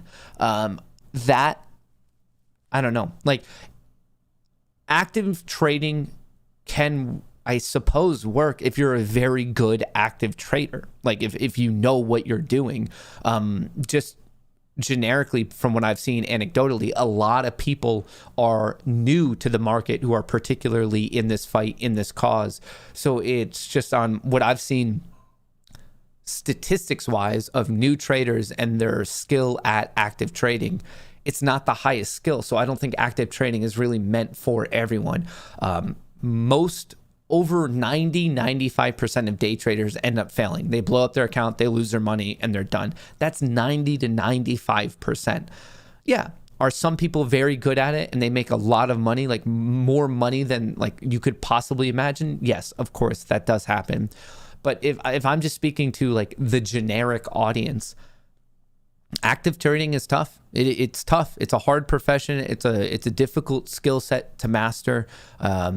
And that's a lot of truths that a lot of people, they don't want to hear it, because you saw some fancy trading guru class, or I took $1,000 and turned it into 18 million and you could do it too. We're all the same. This is something everyone can learn. We could all be these great day traders making 10,000% per day. It just doesn't happen. Most day traders end up failing. Most option traders end up failing. If we're just talking about pure stats, those are the stats on the situation. So with it, my first comment is, I don't tell anyone what to do with their money. You do what's best. If you want to be an active trader, if you want to be a swing trader, if you want to play options, if you want to play stocks, I'm not in charge of your money. You're in charge of your money.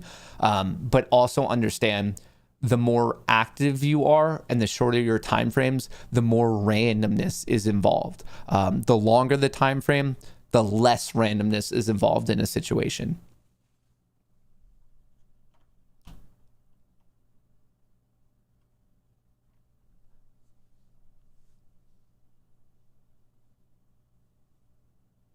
People aren't just talking about regarding review dork. He mistakenly said tax games happens if you withdraw money, not when you sell, and that's wrong. I think I know what you're saying. If you lock in a trade, in my experience, that is taxable. You do not have to withdraw it. If you get into stock XYZ at $1, you sell it at $2, and you let it sit in cash in your brokerage, you still pay taxes on it. The taxable event is when you close your position, not when you withdraw it from your brokerage to your bank account. That's been my experience. I'm not a CPA. Please talk to your own tax professional. But I've always paid taxes on my closed positions. It has nothing to do with where that money sits. If there happens to be a tax person in here, please share your thoughts. I'm not a tax person, but I've always paid taxes on my closed positions. It does not matter where that money sits. It could be my brokerage. It could be a crypto account. It could be my bank account. It could be under my mattress. It does not matter where that money sits. It's the fact that the position is closed.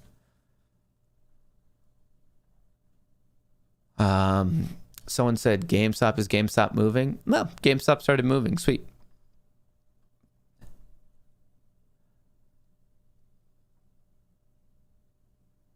To be honest, you know how long I've been here. I'm apprehensive to even call myself an ape. I'm freaking grown up with a human face and name. In fact, F it, I'm not a space ape. I'm a desert lizard who's for-profit, altruism, and loads of people having enough money to change the world and defending people's rights to like stuff and shape and define their future. But it seems a bit of a mouthful, and the chants at my marches take way too long. We are desert lizards who want to defend people's rights If you trade in a self-directed IRA, you don't pay taxes until you withdraw. But that's also a retirement account then. That's not a brokerage account. Like a retirement account, you still don't have that money. So, I mean, I guess that's a good point. If you have an IRA, you pay when you take that out, I suppose. That's like, I feel like most people aren't trading through an IRA though.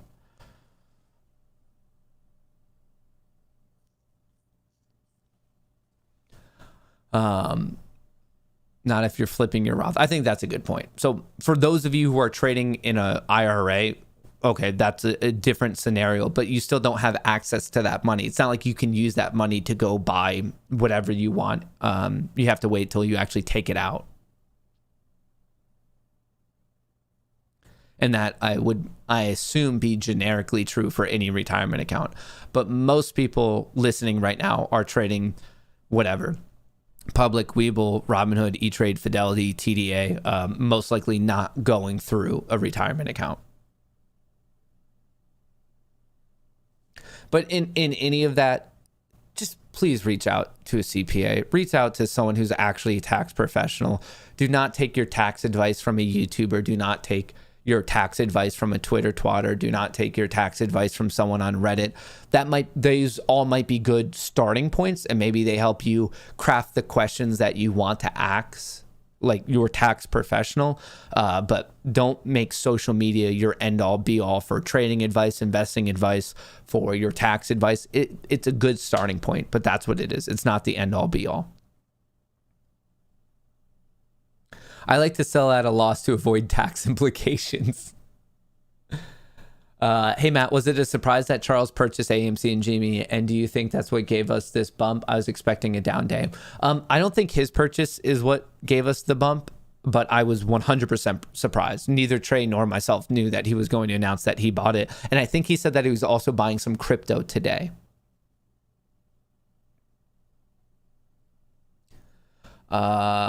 Trey just fired shots at Review Dork. Now this is getting into drama. Folks, I don't know. This drama... First of all, I don't know if he fired shots. Someone just said... I just read this as a tweet that someone said he fired shots. I don't want to be in any more drama. I saw drama yesterday with a particular creator and Apes Together Strong. And I'm like... I'm... What the fuck? Like, people are focused on drama and like social... Like...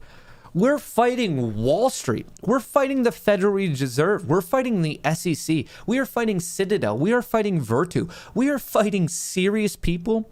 And yet you have people like firing shots and intergroup drama. It's a waste of time. It's tiring. It's off-putting and it's embarrassing. It's so incredibly embarrassing. All I imagine is I see these people fighting back and forth. And then I'm like, wow. Imagine if someone who didn't know about what was going on, imagine if this was their first interaction with like our group. They're like, see, like it comes off as children. And I'm in no way different. Like, I don't know. I'm assuming Trey just probably said something along the lines of like, I don't think it's smart to actively trade, which, okay, I think there's merit to that. But like, even I'm seeing things about Ape Together Strong and a different creator who's like upset that he's not in it. It's just grow up. Like across the board and fighting about people, like there's always weird drama. It's weird drama and it's embarrassing. And I can tell you, if we're more focused on that than we are the SEC, the Fed, Wall Street, market makers, learning about what's going on, if our focus is more on like a mean girl style of drama, we're not going to be successful. We're not going to be successful at all.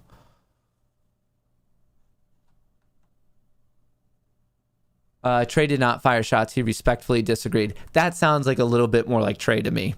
He doesn't really fire shots. Mark Kohler, CPA, YouTube. He teaches all about trust funds, IRAs, capital gains, income tax, all the tax questions you can't answer, he can. Once again, his name is Mark Kohler, a CPA. That's awesome. I appreciate you sharing that. What do we want? The end of pointless profit margin and mindless point scoring while contributing nothing to our species. When do we want it? We don't. We are not listening. Was our chant too wordy? Man. And with this, I mean, okay, I barely found the review dork thing. I have not read Trey's response, but it's also okay. It's okay to disagree. Not all of the people who are, let's say, more well-known in this community have to like all believe the exact same thing. That to me, it's healthy to be able to have reasonable adult-like discourse and debates with people. I think A because of X, Y, and Z. You think Z because of D, E, F. Like what? That's how you have to share thoughts. If all of a sudden, if we think that it's acceptable for people to shut other people down, and like if you have a thought and an opinion, you should be able to discuss it, put it out there, list the pros, hear the cons, debate it back and forth. That's healthy. That's incredibly healthy. Why is everyone saying CNBC?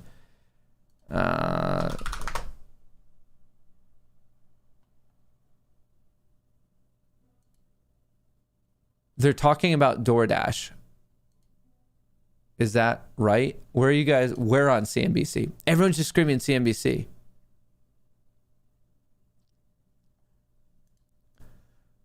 Here's spending less. Yes, there's still losses happening here, but the model seems promising, Julia. I mean, you look at their ambitions beyond restaurant. You think DoorDash, you tend to think food delivery, but right now they've got, let's see, 40,000 non-restaurant partners in the marketplace. I mean, they're expanding into last mile solutions, into grocery, into convenience, into a lot of different categories that are going to make them a player in, I mean, the total addressable market just keeps getting bigger.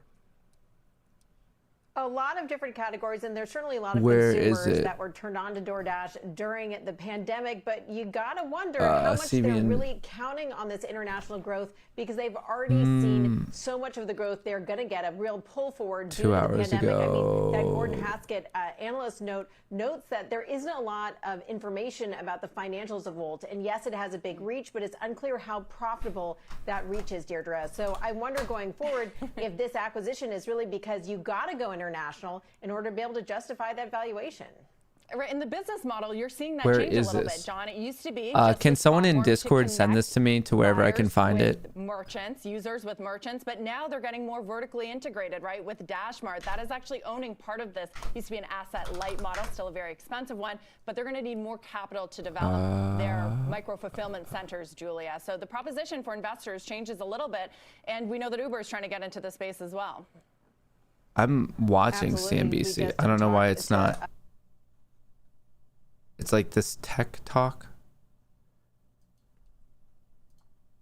Watch live.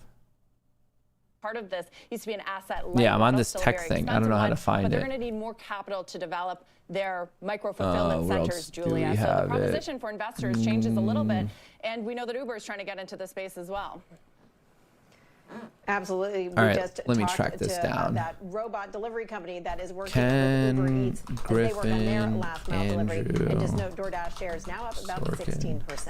So let's turn to Coinbase, a different story there. Weaker than expected revenue for the quarter. Does anyone in Discord have Another this link of decline in wherever this monthly is? Users having a big impact on the stock this morning. Those shares are down right now more than 3%. Here's our friend Dan Dolov of Mizuho on Fast Money last night with some pretty harsh words on those results. I think this was a pretty bad quarter, and it all comes down to, as I said, all comes down to the yield, the take rate, right? Robinhood, we're long Robinhood as well. I'm not seeing this at all. I don't know where you guys are getting it. Coinbase is charging a lot of money to trade in and out, and what you're seeing is that the pricing pressure in crypto is coming in at a much faster pace than people were anticipating. And I think that's, to me, kind of the biggest bear case out there. Citadel CEO Ken Griffin will be speaking with Andrew. Like, who tweeted this? You guys have to tell me, like, who got this out. Deirdre, what do you think is going to happen next? Well, with all due respect to Dan Dolov, yes, he's looking at the quarter, which was a disappointing one. But as Brian Armstrong said on the call last night, of course, and what we've been saying all along is this is a long-term story.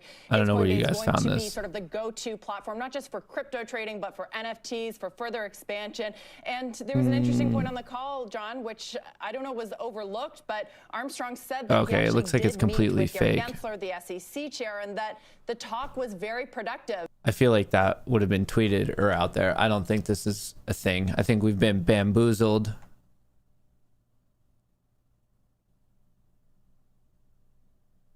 bamboozled, hoodwinked.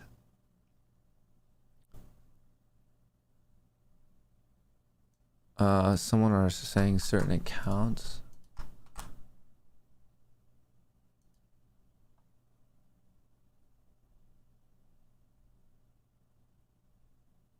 Whoa, no, I'm not.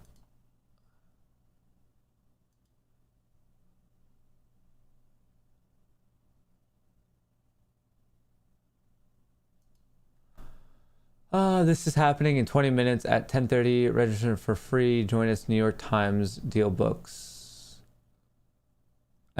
This is not Griffin.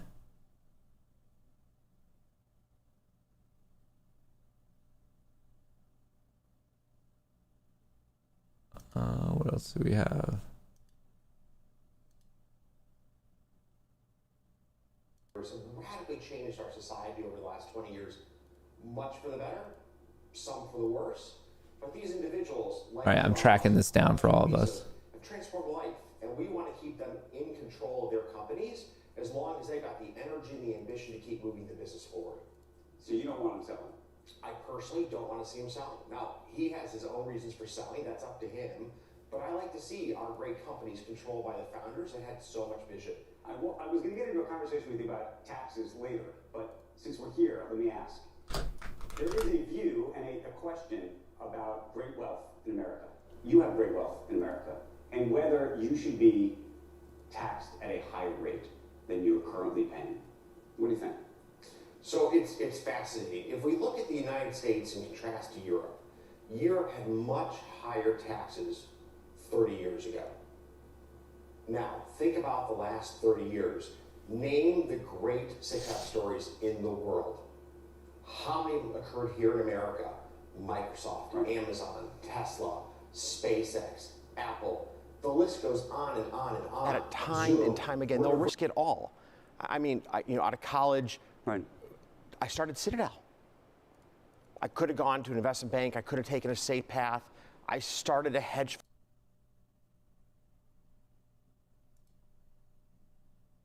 Whoa, some problems here.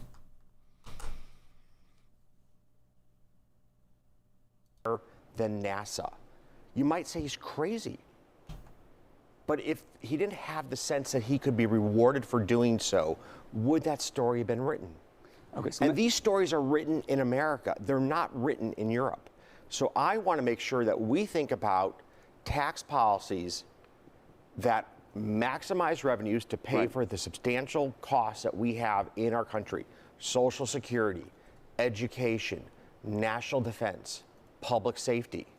And at the same time, that we think about policies that encourage entrepreneurs. Okay, but so one of the big issues, though, with Elon in particular, and people of great wealth, I think that Jeff Bezos in certain circumstances and others, is that they are able to take out loans against their assets.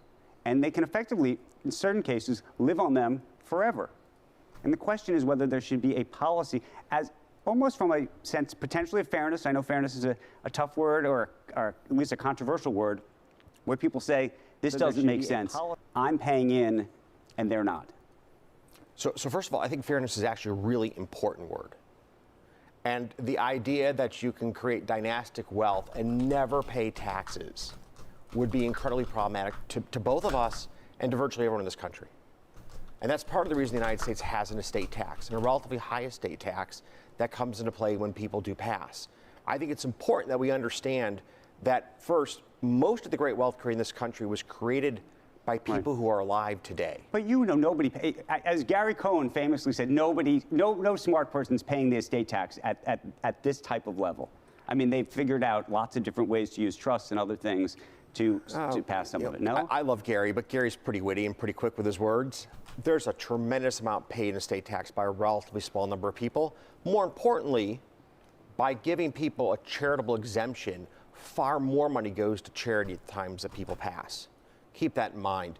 And I think that's an interesting policy debate, which is what should be the amount that you're allowed to give to charity versus paying taxes on your passing if you haven't paid taxes over the course of your life. So there are some real issues here. I think they're frankly deeper and longer than we're going to have today on our time together. But I think we want to be very careful to think about the fact, it may feel really good to soak the rich. I think you'd rather have your iPhone. And you think it's an either or? I think it's either or. You're convinced it's an either or. Let me go back to the markets for a second, because there's a question about inflation, what the Fed's going to do, and there's a question about who the chairman of the Fed is going to be come next year. Do you like this Fed chair? I think he has done a terrific job over his course of his tenure. Is that a polite way of saying that you would not have him again? No, absolutely not. I think he's done a terrific job. He's been under, he served under the Trump administration. Right. That's a tough spot to be in. And he right now is doing his damnedest to execute on the Fed's mandate. The Fed has a dual mandate, price stability, and full employment. That's the dual mandate. Do you think he's doing it right? I think he's doing the best he can do given the policies that come out of Washington. I think we have forgotten the Fed is not all powerful.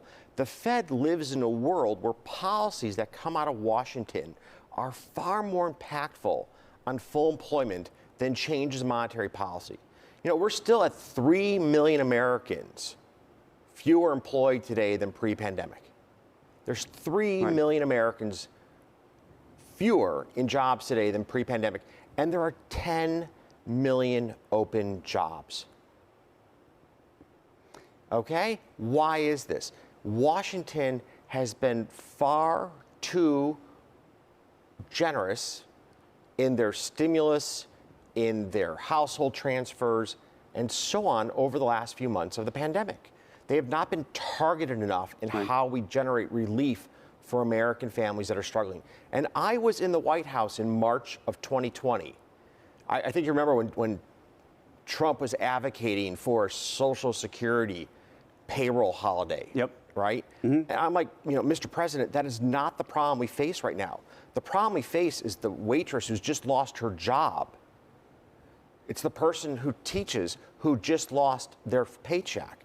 We need to address the Americans who have just been forced out of the workforce.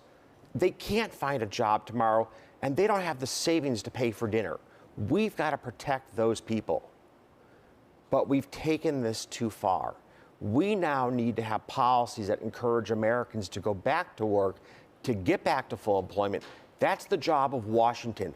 Powell can only do so much against the challenges that are created by policy missteps in D.C. It sounds like you're suggesting this infrastructure bill is going to actually increase inflation? The infrastructure bill, and there's two bills, right? There's the infrastructure bill and there's the spending bill. Yep. And there's no doubt the infrastructure bill is going to increase inflation. It's also going to address some critical concerns of our country. So you're supportive of it? Look, every piece of legislation, there's pros and cons. This was a good piece of legislation. Ports, airports, closing the digital divide. These are really important undertakings that we need to address as a country to invest in our future. The spending bill is just a pork fest. That's us borrowing money from our children, our grandchildren, our great-grandchildren to pay for a set of agenda items that are not going to increase employment right here, right now. And it's going to put incredible inflationary pressure into play. I'm worried about that. What do you say to the politicians, including President Biden, who says that the infrastructure plan and this spending bill will actually help those issues because it's going to allow more people to get into the workforce because there's going to be paid leave and other things that you might put into the social spending basket? So again, if you look at the spending bill, of course there's programs in the spending bill that you and I are going to find attractive or interesting. But we don't have the fiscal freedom to spend the amount of money that we're about to spend in that bill, particularly with the obligations and commitments that we've made to American retirees. Right. The baby boomers are leaving the workforce. We have promised them a retirement, and frankly, a modest one at that. We have to deliver on that promise. And I worry about the intersection of driving up spending, driving up inflation, driving down incentives to work, and then paying for this by a set of soak-the-rich tax policies when the real bill for the commitment that we've made to American retirees has yet to come due. And we had better damn well honor that obligation. One of the things that President Biden said today is that he blamed part of this inflation story on the price of energy. You play in the energy markets in a very big way. And I'm curious what you're seeing, and to the degree that there's a debate happening. On one side, you're hearing people say, look, ESG, this whole idea of ESG is actually causing this. And then there's other people who say, no, this is actually just a cyclical situation. Which do you think it is? This is a complicated situation. I can't pick either of the two as the path. What I can tell you is the following. We are discouraging the production of fossil fuels in North America. And we're discouraging that production at a moment in time where we have yet to translate or transfer to a green economy. Solar, wind, and if you want to be green, you're going to talk about nuclear. This is going to be a 20 or 30-year journey to get to where we want to get to. In the meantime, natural gas is the bridge to the cleanest possible future.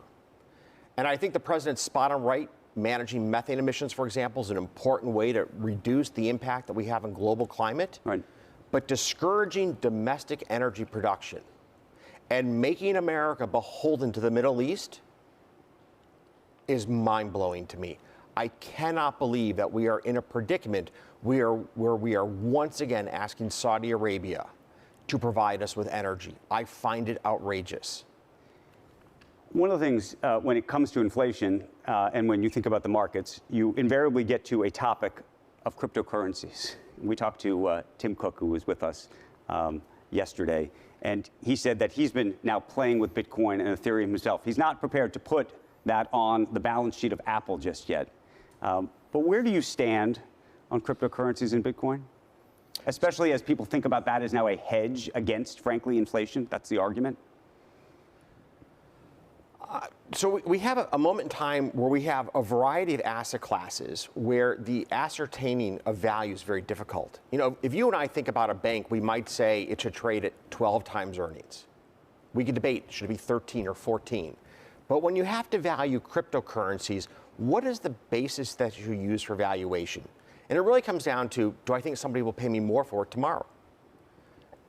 In this world of incredibly lax monetary policy, where we have pushed a tremendous amount of money into the hands of households, both with direct government transfers and a reduction in the ability to spend money. We couldn't go out to dinner a year ago.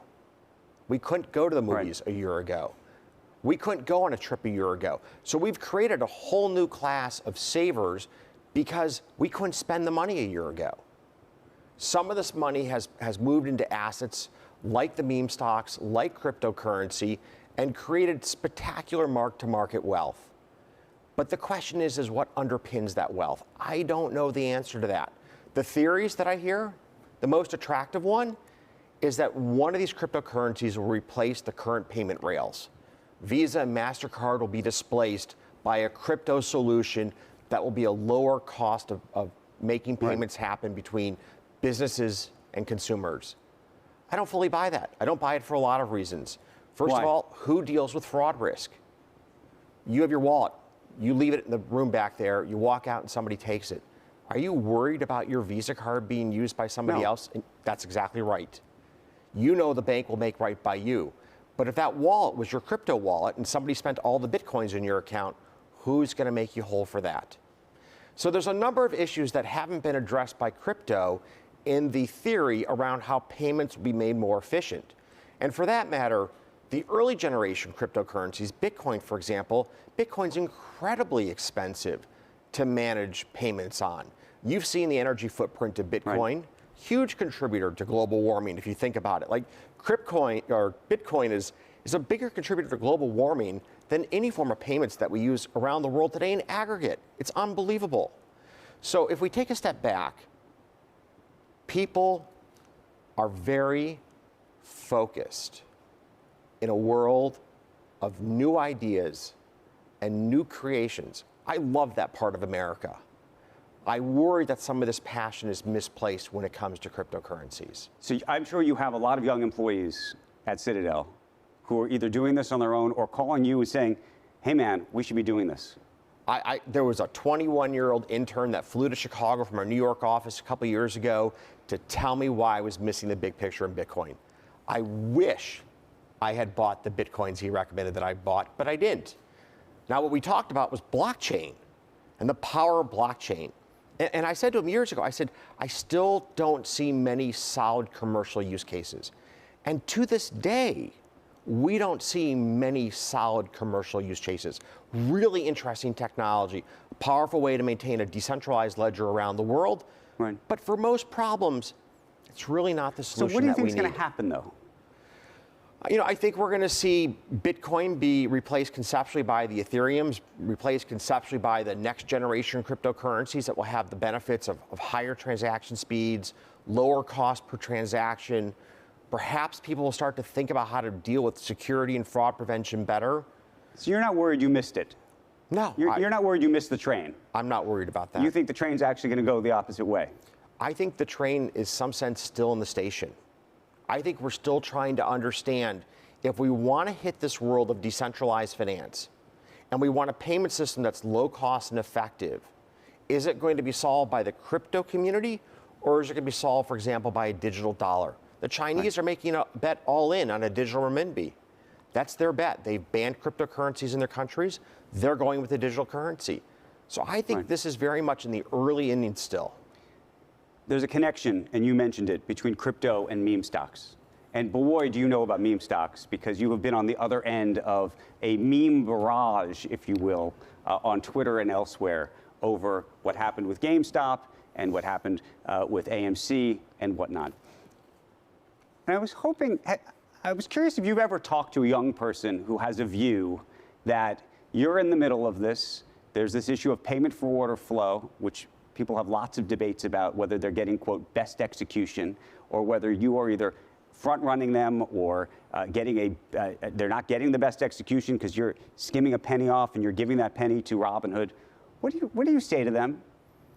Well, I mean, I must live in a pretty interesting echo chamber because most of the 20-year-olds that I know are really grateful for the current market structure in America. I mean, they make a point that when I go to trade, I can trade far cheaper on Robinhood or on Schwab's platform or Fidelity or E-Trade than I can trade at the New York Stock Exchange. I mean, they love this. I mean, let's be clear. I got to dinner with a friend, and he's like, "Look, there were 100 shares offered, and I bought 5,000, and now I did get a price better than the offer. I got price improvement." You don't get that in an exchange-based world. You get that in today's wholesale market that the SEC structured roughly 25 years ago with the introduction of regulation NMS. So most of the people that I deal with love the fact that as a retail investor, you basically trade instantaneously and you get a better price than you get on exchange. They love that. Now, the whole GameStop conspiracy theory, I mean, that's come and gone. It was fascinating to be in the middle of that conspiracy. Yeah, what was that like for you? This is like a bad comedy joke. I mean, it's like a Saturday Night Live skit, but in real time. Do you have a Twitter account? Do you follow this? I do not have a Twitter account. Does somebody send you this stuff? How does it work in your office? People come down and just tell me what's going on. But it persists to this day. I mean, it resurged a few weeks ago and then died back off. What do you think Gary Gensler, the head of the SEC, is going to do when it comes to payment for order flow? I don't know. I don't know. Here's what I do know. The United States has the most efficient equity market in the world. And the SEC unleashed competition with rule NMS, and that has been a huge windfall for all investors, pension plans, endowments, people saving for the retirement, retail investors, day trading. Everybody won on the back of the SEC introducing competition with Reg NMS. Everybody won. Are we going to go back to re-regulating the markets and taking back the competition that has allowed Americans to save so much money when trading? If that's what he does, it's a tragedy. If he's looking to fine-tune our system, there's, of course, ways to improve our equity market today. We've gone to the SEC with concrete proposals. There's no reason that stocks trade at a 1 cent spread in highly liquid names. We should make that half a cent. We should cut bid-ask spreads in half. We're 100% in favor of this. What would that do to your own margins? I mean, of course, it would compress them dramatically. That's okay. We'll get an increase in volume. We'll get an increase in participation. We'll do fine. I'm not worried about it. And our hedge fund is one of the largest traders of stocks in the United States. For all of the endowments and foundations that invest in our hedge fund, lower transaction costs, put more money on the bottom line for people that trust us with their money. So yes, I'm going to advocate for tighter spreads. I think that's better for the markets. I got two more questions for you. One is related to ESG. There's a huge amount of money that's moving into ESG-oriented funds. And I wonder whether you think that 10 years from now, on a performance basis, those funds will outperform. I think the better question will be, will those companies outperform? Right? The flow of funds, if that flow of funds continues, those stocks will outperform just because people will be paying a higher and higher multiple. The question because is, it becomes a self-fulfilling prophecy. Correct. The question is, do we get better corporate governance? Do we get a better world to live in? Do those things happen? That's the real question. And then the other question is this the right way to achieve policy goals? So for example, if we look at global warming, you and I would both agree we should try to reduce the carbon output of the world. There's no 100%. point rolling the dice when Right. the United States, I'll be clear on this, have you ever gone to sleep at night and worried about having food? I've been lucky enough not to. And that's because America is the breadbasket for the world. So we have a lot to lose in a world that's a warmer world compared to much of the rest of the world. We should protect that as a natural resource. But we should think about the cost that we pay for that insurance versus other options that we have for the same capital, whether it's early childhood education, whether it's work in R&D in pharmaceuticals. I mean, for example, America's success in pharma, Moderna, Pfizer, these are unbelievable stories. So it's a set of trade-offs. I worry about the indirect nature by which ESG policies work versus, for example, a carbon tax. Right. A carbon tax will get us to where we want to get to much more cost-effectively than the hidden tax of mandates. Finally, I wanted to ask you, you made some critical comments just a couple weeks ago about what's happening in Chicago when it comes to safety. And Citadel is based there. You have offices around the country as well and around the world. You really think of moving? Absolutely.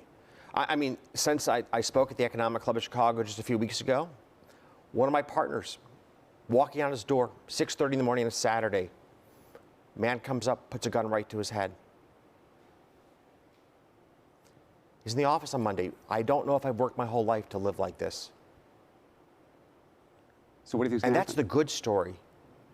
The not so good story is the 24-year-old who was shot just a few days ago, a few blocks from where my kids go to school. Now, I brought this issue up in Chicago, and do you know what the response of my governor was? He called me a liar. That's what my governor did. He didn't say, I'm going to take this problem on. I'm going to make our streets safe again. I'm going to make sure that every child in Chicago, whether they're white, black, or brown, is going to be safe. He took the moment to call me a liar. It's all about politics for him. It's not about our people. So what are you going to do?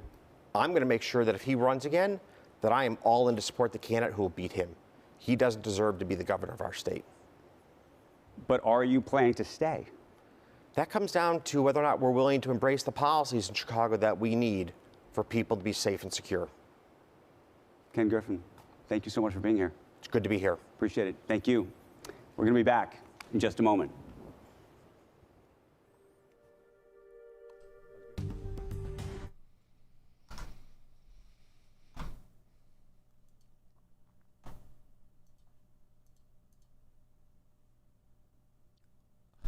We are back in this moment.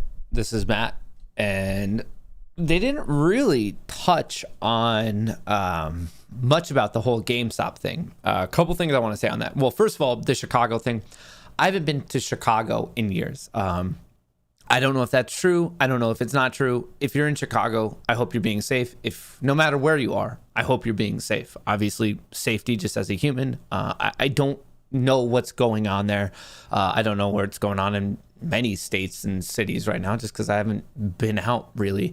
But wherever it is, obviously my thoughts are with you. I hope you're being safe. Please, please, please take extra steps, whatever you need to be safe for both yourself, your family, your loved ones, all that good stuff. In terms of the GameStop, AMC, they refer to it as meme stocks. Couple of things there that I just took notes and I wanted to share with you. So first of all, he said he doesn't have a Twitter. He says that I guess people report to him of what's going on. And he also said that this circle of people he runs with, probably like older Gen Z, younger millennial, like that group that he knows, he's like, I must be fortunate because all of these people are stoked that they get commission-free trading. What a line of bullshit. He's literally acting as what? Like people run up to him, like a 25-year-old on the street, and they're like, Ken Griffin, is that you, Kenny boy? I am so stoked I could trade from free. No human acts like that. No humans out there and be like, yo, Ken, I love this commission-free trading, man. First of all, unless you're very deep into this world, most people don't even know who the CEO of Citadel is. No less calling him out, and also just be like, hey, man, I need you to know how much I love commission-free trading. So that was the story that he just pulled out of his ass. No normal human. It's like, dude, I need to tell this CEO of the world's largest market maker how much I love commission-free trading. No one does that. No one does that. Especially in that group, people within Wall Street, this is anecdotal, I don't have the numbers on it, but almost everyone I know on Wall Street that trades their own account, like their own private account, most of them end up using Interactive Brokers. So the people he's even interacting with, there's no way a random person is just like, dude, I love this commission-free trading. So that was weird. And also just coming back to the Twitter thing, no way in the world, like the tweets we've seen for a while, no way was that not him. I don't buy that for a second. He's like, nah, I don't have a Twitter. If we're talking about Ken Griffin lied, I mean, that Citadel Securities is obviously his Twitter. He's going to spin it. He's like, well, I thought they meant like my own private one. Like that is your own private one. Like no way would a PR team or a legal team allow the tweets to come out that came out from that account unless it was literally him? So I don't buy that for a second. The Citadel Securities is definitely like Ken Griffin's direct one. He was talking about and then from a very specific, I guess, to us and the spreads and what's going on with lit exchanges, off exchanges, all that stuff. There's two things I want to talk about. One of them was saying that you get better execution in the environment that they offer. It's so wild. Like, and this is the dishonest argument, the intellectually dishonest argument that people such as Gasparino and Sorkin like all allow this guy to spew. Is it's all coming back to the bid-ask spread. You have the NBBO, the national best bid, the national best offer, and this bid and offer is being basically formed by what's happening on the lit exchange. What's the natural supply? What's the natural demand? That's how they're setting it. And usually you're trading within it. Well, you are trading within the NBBO, especially between 9:30 and 4. So market makers such as Citadel Securities, they see what the NBBO is, the best bid, the best offer, and they're like, okay, all these other trades, we're going to execute somewhere in between there. But they know that the NBBO is not actually the best trade you could get. If you're trying to buy or sell, like, well, you can most likely get a slightly better price, but all they care about is like, they're saying, oh, look at this. We beat the NBBO. We beat the best bid. We beat the best offer, but it's because it's so widened. You can get a better fill whether you're buying or selling. They know that, they have the information, and then that's how they make their money. They take the better bid and they give you the bid and they trade that little difference. That's how they make their profit. And then they're like, well, hang on, we beat the NBBO. That's all we're told to do. So we did our job. And so when they're talking about it, that's how widened the spread is. There's enough in that spread that they can make their money, and then they're also giving you an improvement. So it's an improvement on the NBBO. So when he says that, it's accurate to a certain degree, but it's not the full story. And then they can execute even better for themselves, and then they keep that difference. So it's insane to say they're one of the organizations, they are one of the systems that ensures the spread is so wide, and then that's how they're making a lot of their money. And then that brings me to my last point here. It's so funny. He's like, oh, we're obviously big fans of a tighter spread. We're clearly fans of making it a less wide bid-ask spread. And then even Sorkin asked him, he's like, well, what would that do to your bottom line? And like he was advocating it. And he's like, oh, it would compress our margins, which is like just a weird way to say, yeah, like we'd make less money. Well, no shit, you'd make less money because that's how you're making money. it's a net benefit for Citadel in terms of their business model to keep spreads as wide as they can. But then yet he was just there with Sorkin on the New York Times thing, saying that he's like, we want tighter spreads. Okay, he just said it. One of the people on this planet that is benefiting the most from these widened spreads and the system that is an extreme amount of off-exchange trading, that guy, a guy making billions of dollars off of it, just said, I want tighter spreads. Let's give it to him. What? Gary Gensler, what are you looking for? Governors, what are you looking for? Senators, what are you looking for? Congress, anyone who's out there listening, the one dude who is like making the money off of it, he's even fine with doing it. What are we waiting for? Do what you need to give us the tightest spread possible. And one of the most obvious ways to do that is to stop the extreme amount of off-exchange trading. Yes, payment for order flow, PFOF, is one business model that kind of sustains that current business model. Like, it's one way that still ensures this extreme amount of off-exchange trading. What else do we need? We have the quote from the CEO of Citadel Securities saying, I want tighter spreads as well. Okay, cool. Give it to him. What else are we waiting for? We're sitting around acting as like there's some force that we're fighting against. And like, do I think he's just saying these words because it's a PR attempt? Yeah, but okay, let's just take his words for what they are. He's also a fan of it. We know one way to actually get tighter spreads is to stop off-exchange trading to such an absurd degree. I vehemently argue we have to have something that's similar to the Canadian Trade At system. That's like what it's colloquially known as. And basically, all trades are done on a lit exchange unless there's a clear price improvement to at least a full tick off exchange. That should be the default. Default, everything's done on a lit exchange unless there's a clear price improvement off exchange. On exchange is where we start. That should always be the starting basis. In the US, it's flipped. We almost start off exchange, and then it only ends up on a lit exchange. And if they think the flow is so toxic that they don't even want to trade the other side of it. So right here, it's just how we attack the problem. In the US, you basically essentially start off exchange. If they don't want it, it goes on exchange. When in Canada, it starts on exchange. And the only way it goes off exchange is if you could get a better price. To me, it's so obviously just a better way to go about it that it blows my mind that we're still here talking about it, especially now where I feel like Ken Griffin's own quotes could just be used against him. He said it. Okay, great. He even said it. SEC, Gary Gensler, governors, president, whoever's listening out there in positions of power, let's do it. Let's get tighter spreads. Let's talk to the academics, the people who truly have expertise in market structure. That guy said it. What is the fastest way for us to improve these spreads, the widening, like to actually make the spreads less wide? And the result can end up being, oh, okay, we need less off-exchange trading. That will be the result. Great. Ken Griffin said it. All steam ahead. I don't see the issue whatsoever. Okay, folks, we've gone over now by an extra 40 minutes. So I need to do some prep work for the afternoon stream. Thank you for listening to my rants. I didn't even know they were speaking today, but it's always interesting to know what those guys are going to end up talking about. I will be back at 3 p.m. for Power Hour. Today, I'll be back at 3 p.m., so don't miss it. What's that? In about 3 hours. I'll be back, and then I'll see you there. So if you have questions or anything, feel free to hop in on that stream. As always, I do appreciate the support. Thank you so much. It's you guys are literally the reason I can do this. If you ended up missing the interview with both Trey and Charles Payne from yesterday, that's on the Kohrs Light channel. If you want to check that out, that was always fun. It's always a blast to hang out with Charles Payne. But I'll be back at 3 p.m. We'll talk about whatever's going on in the market. Rivian has not gone public yet, but I'm sure it'll probably start trading probably within an hour or two. So we'll definitely be on the lookout for that one. I'll catch you at 3 p.m. ET. And as always, from me and Chair, best of luck in the markets.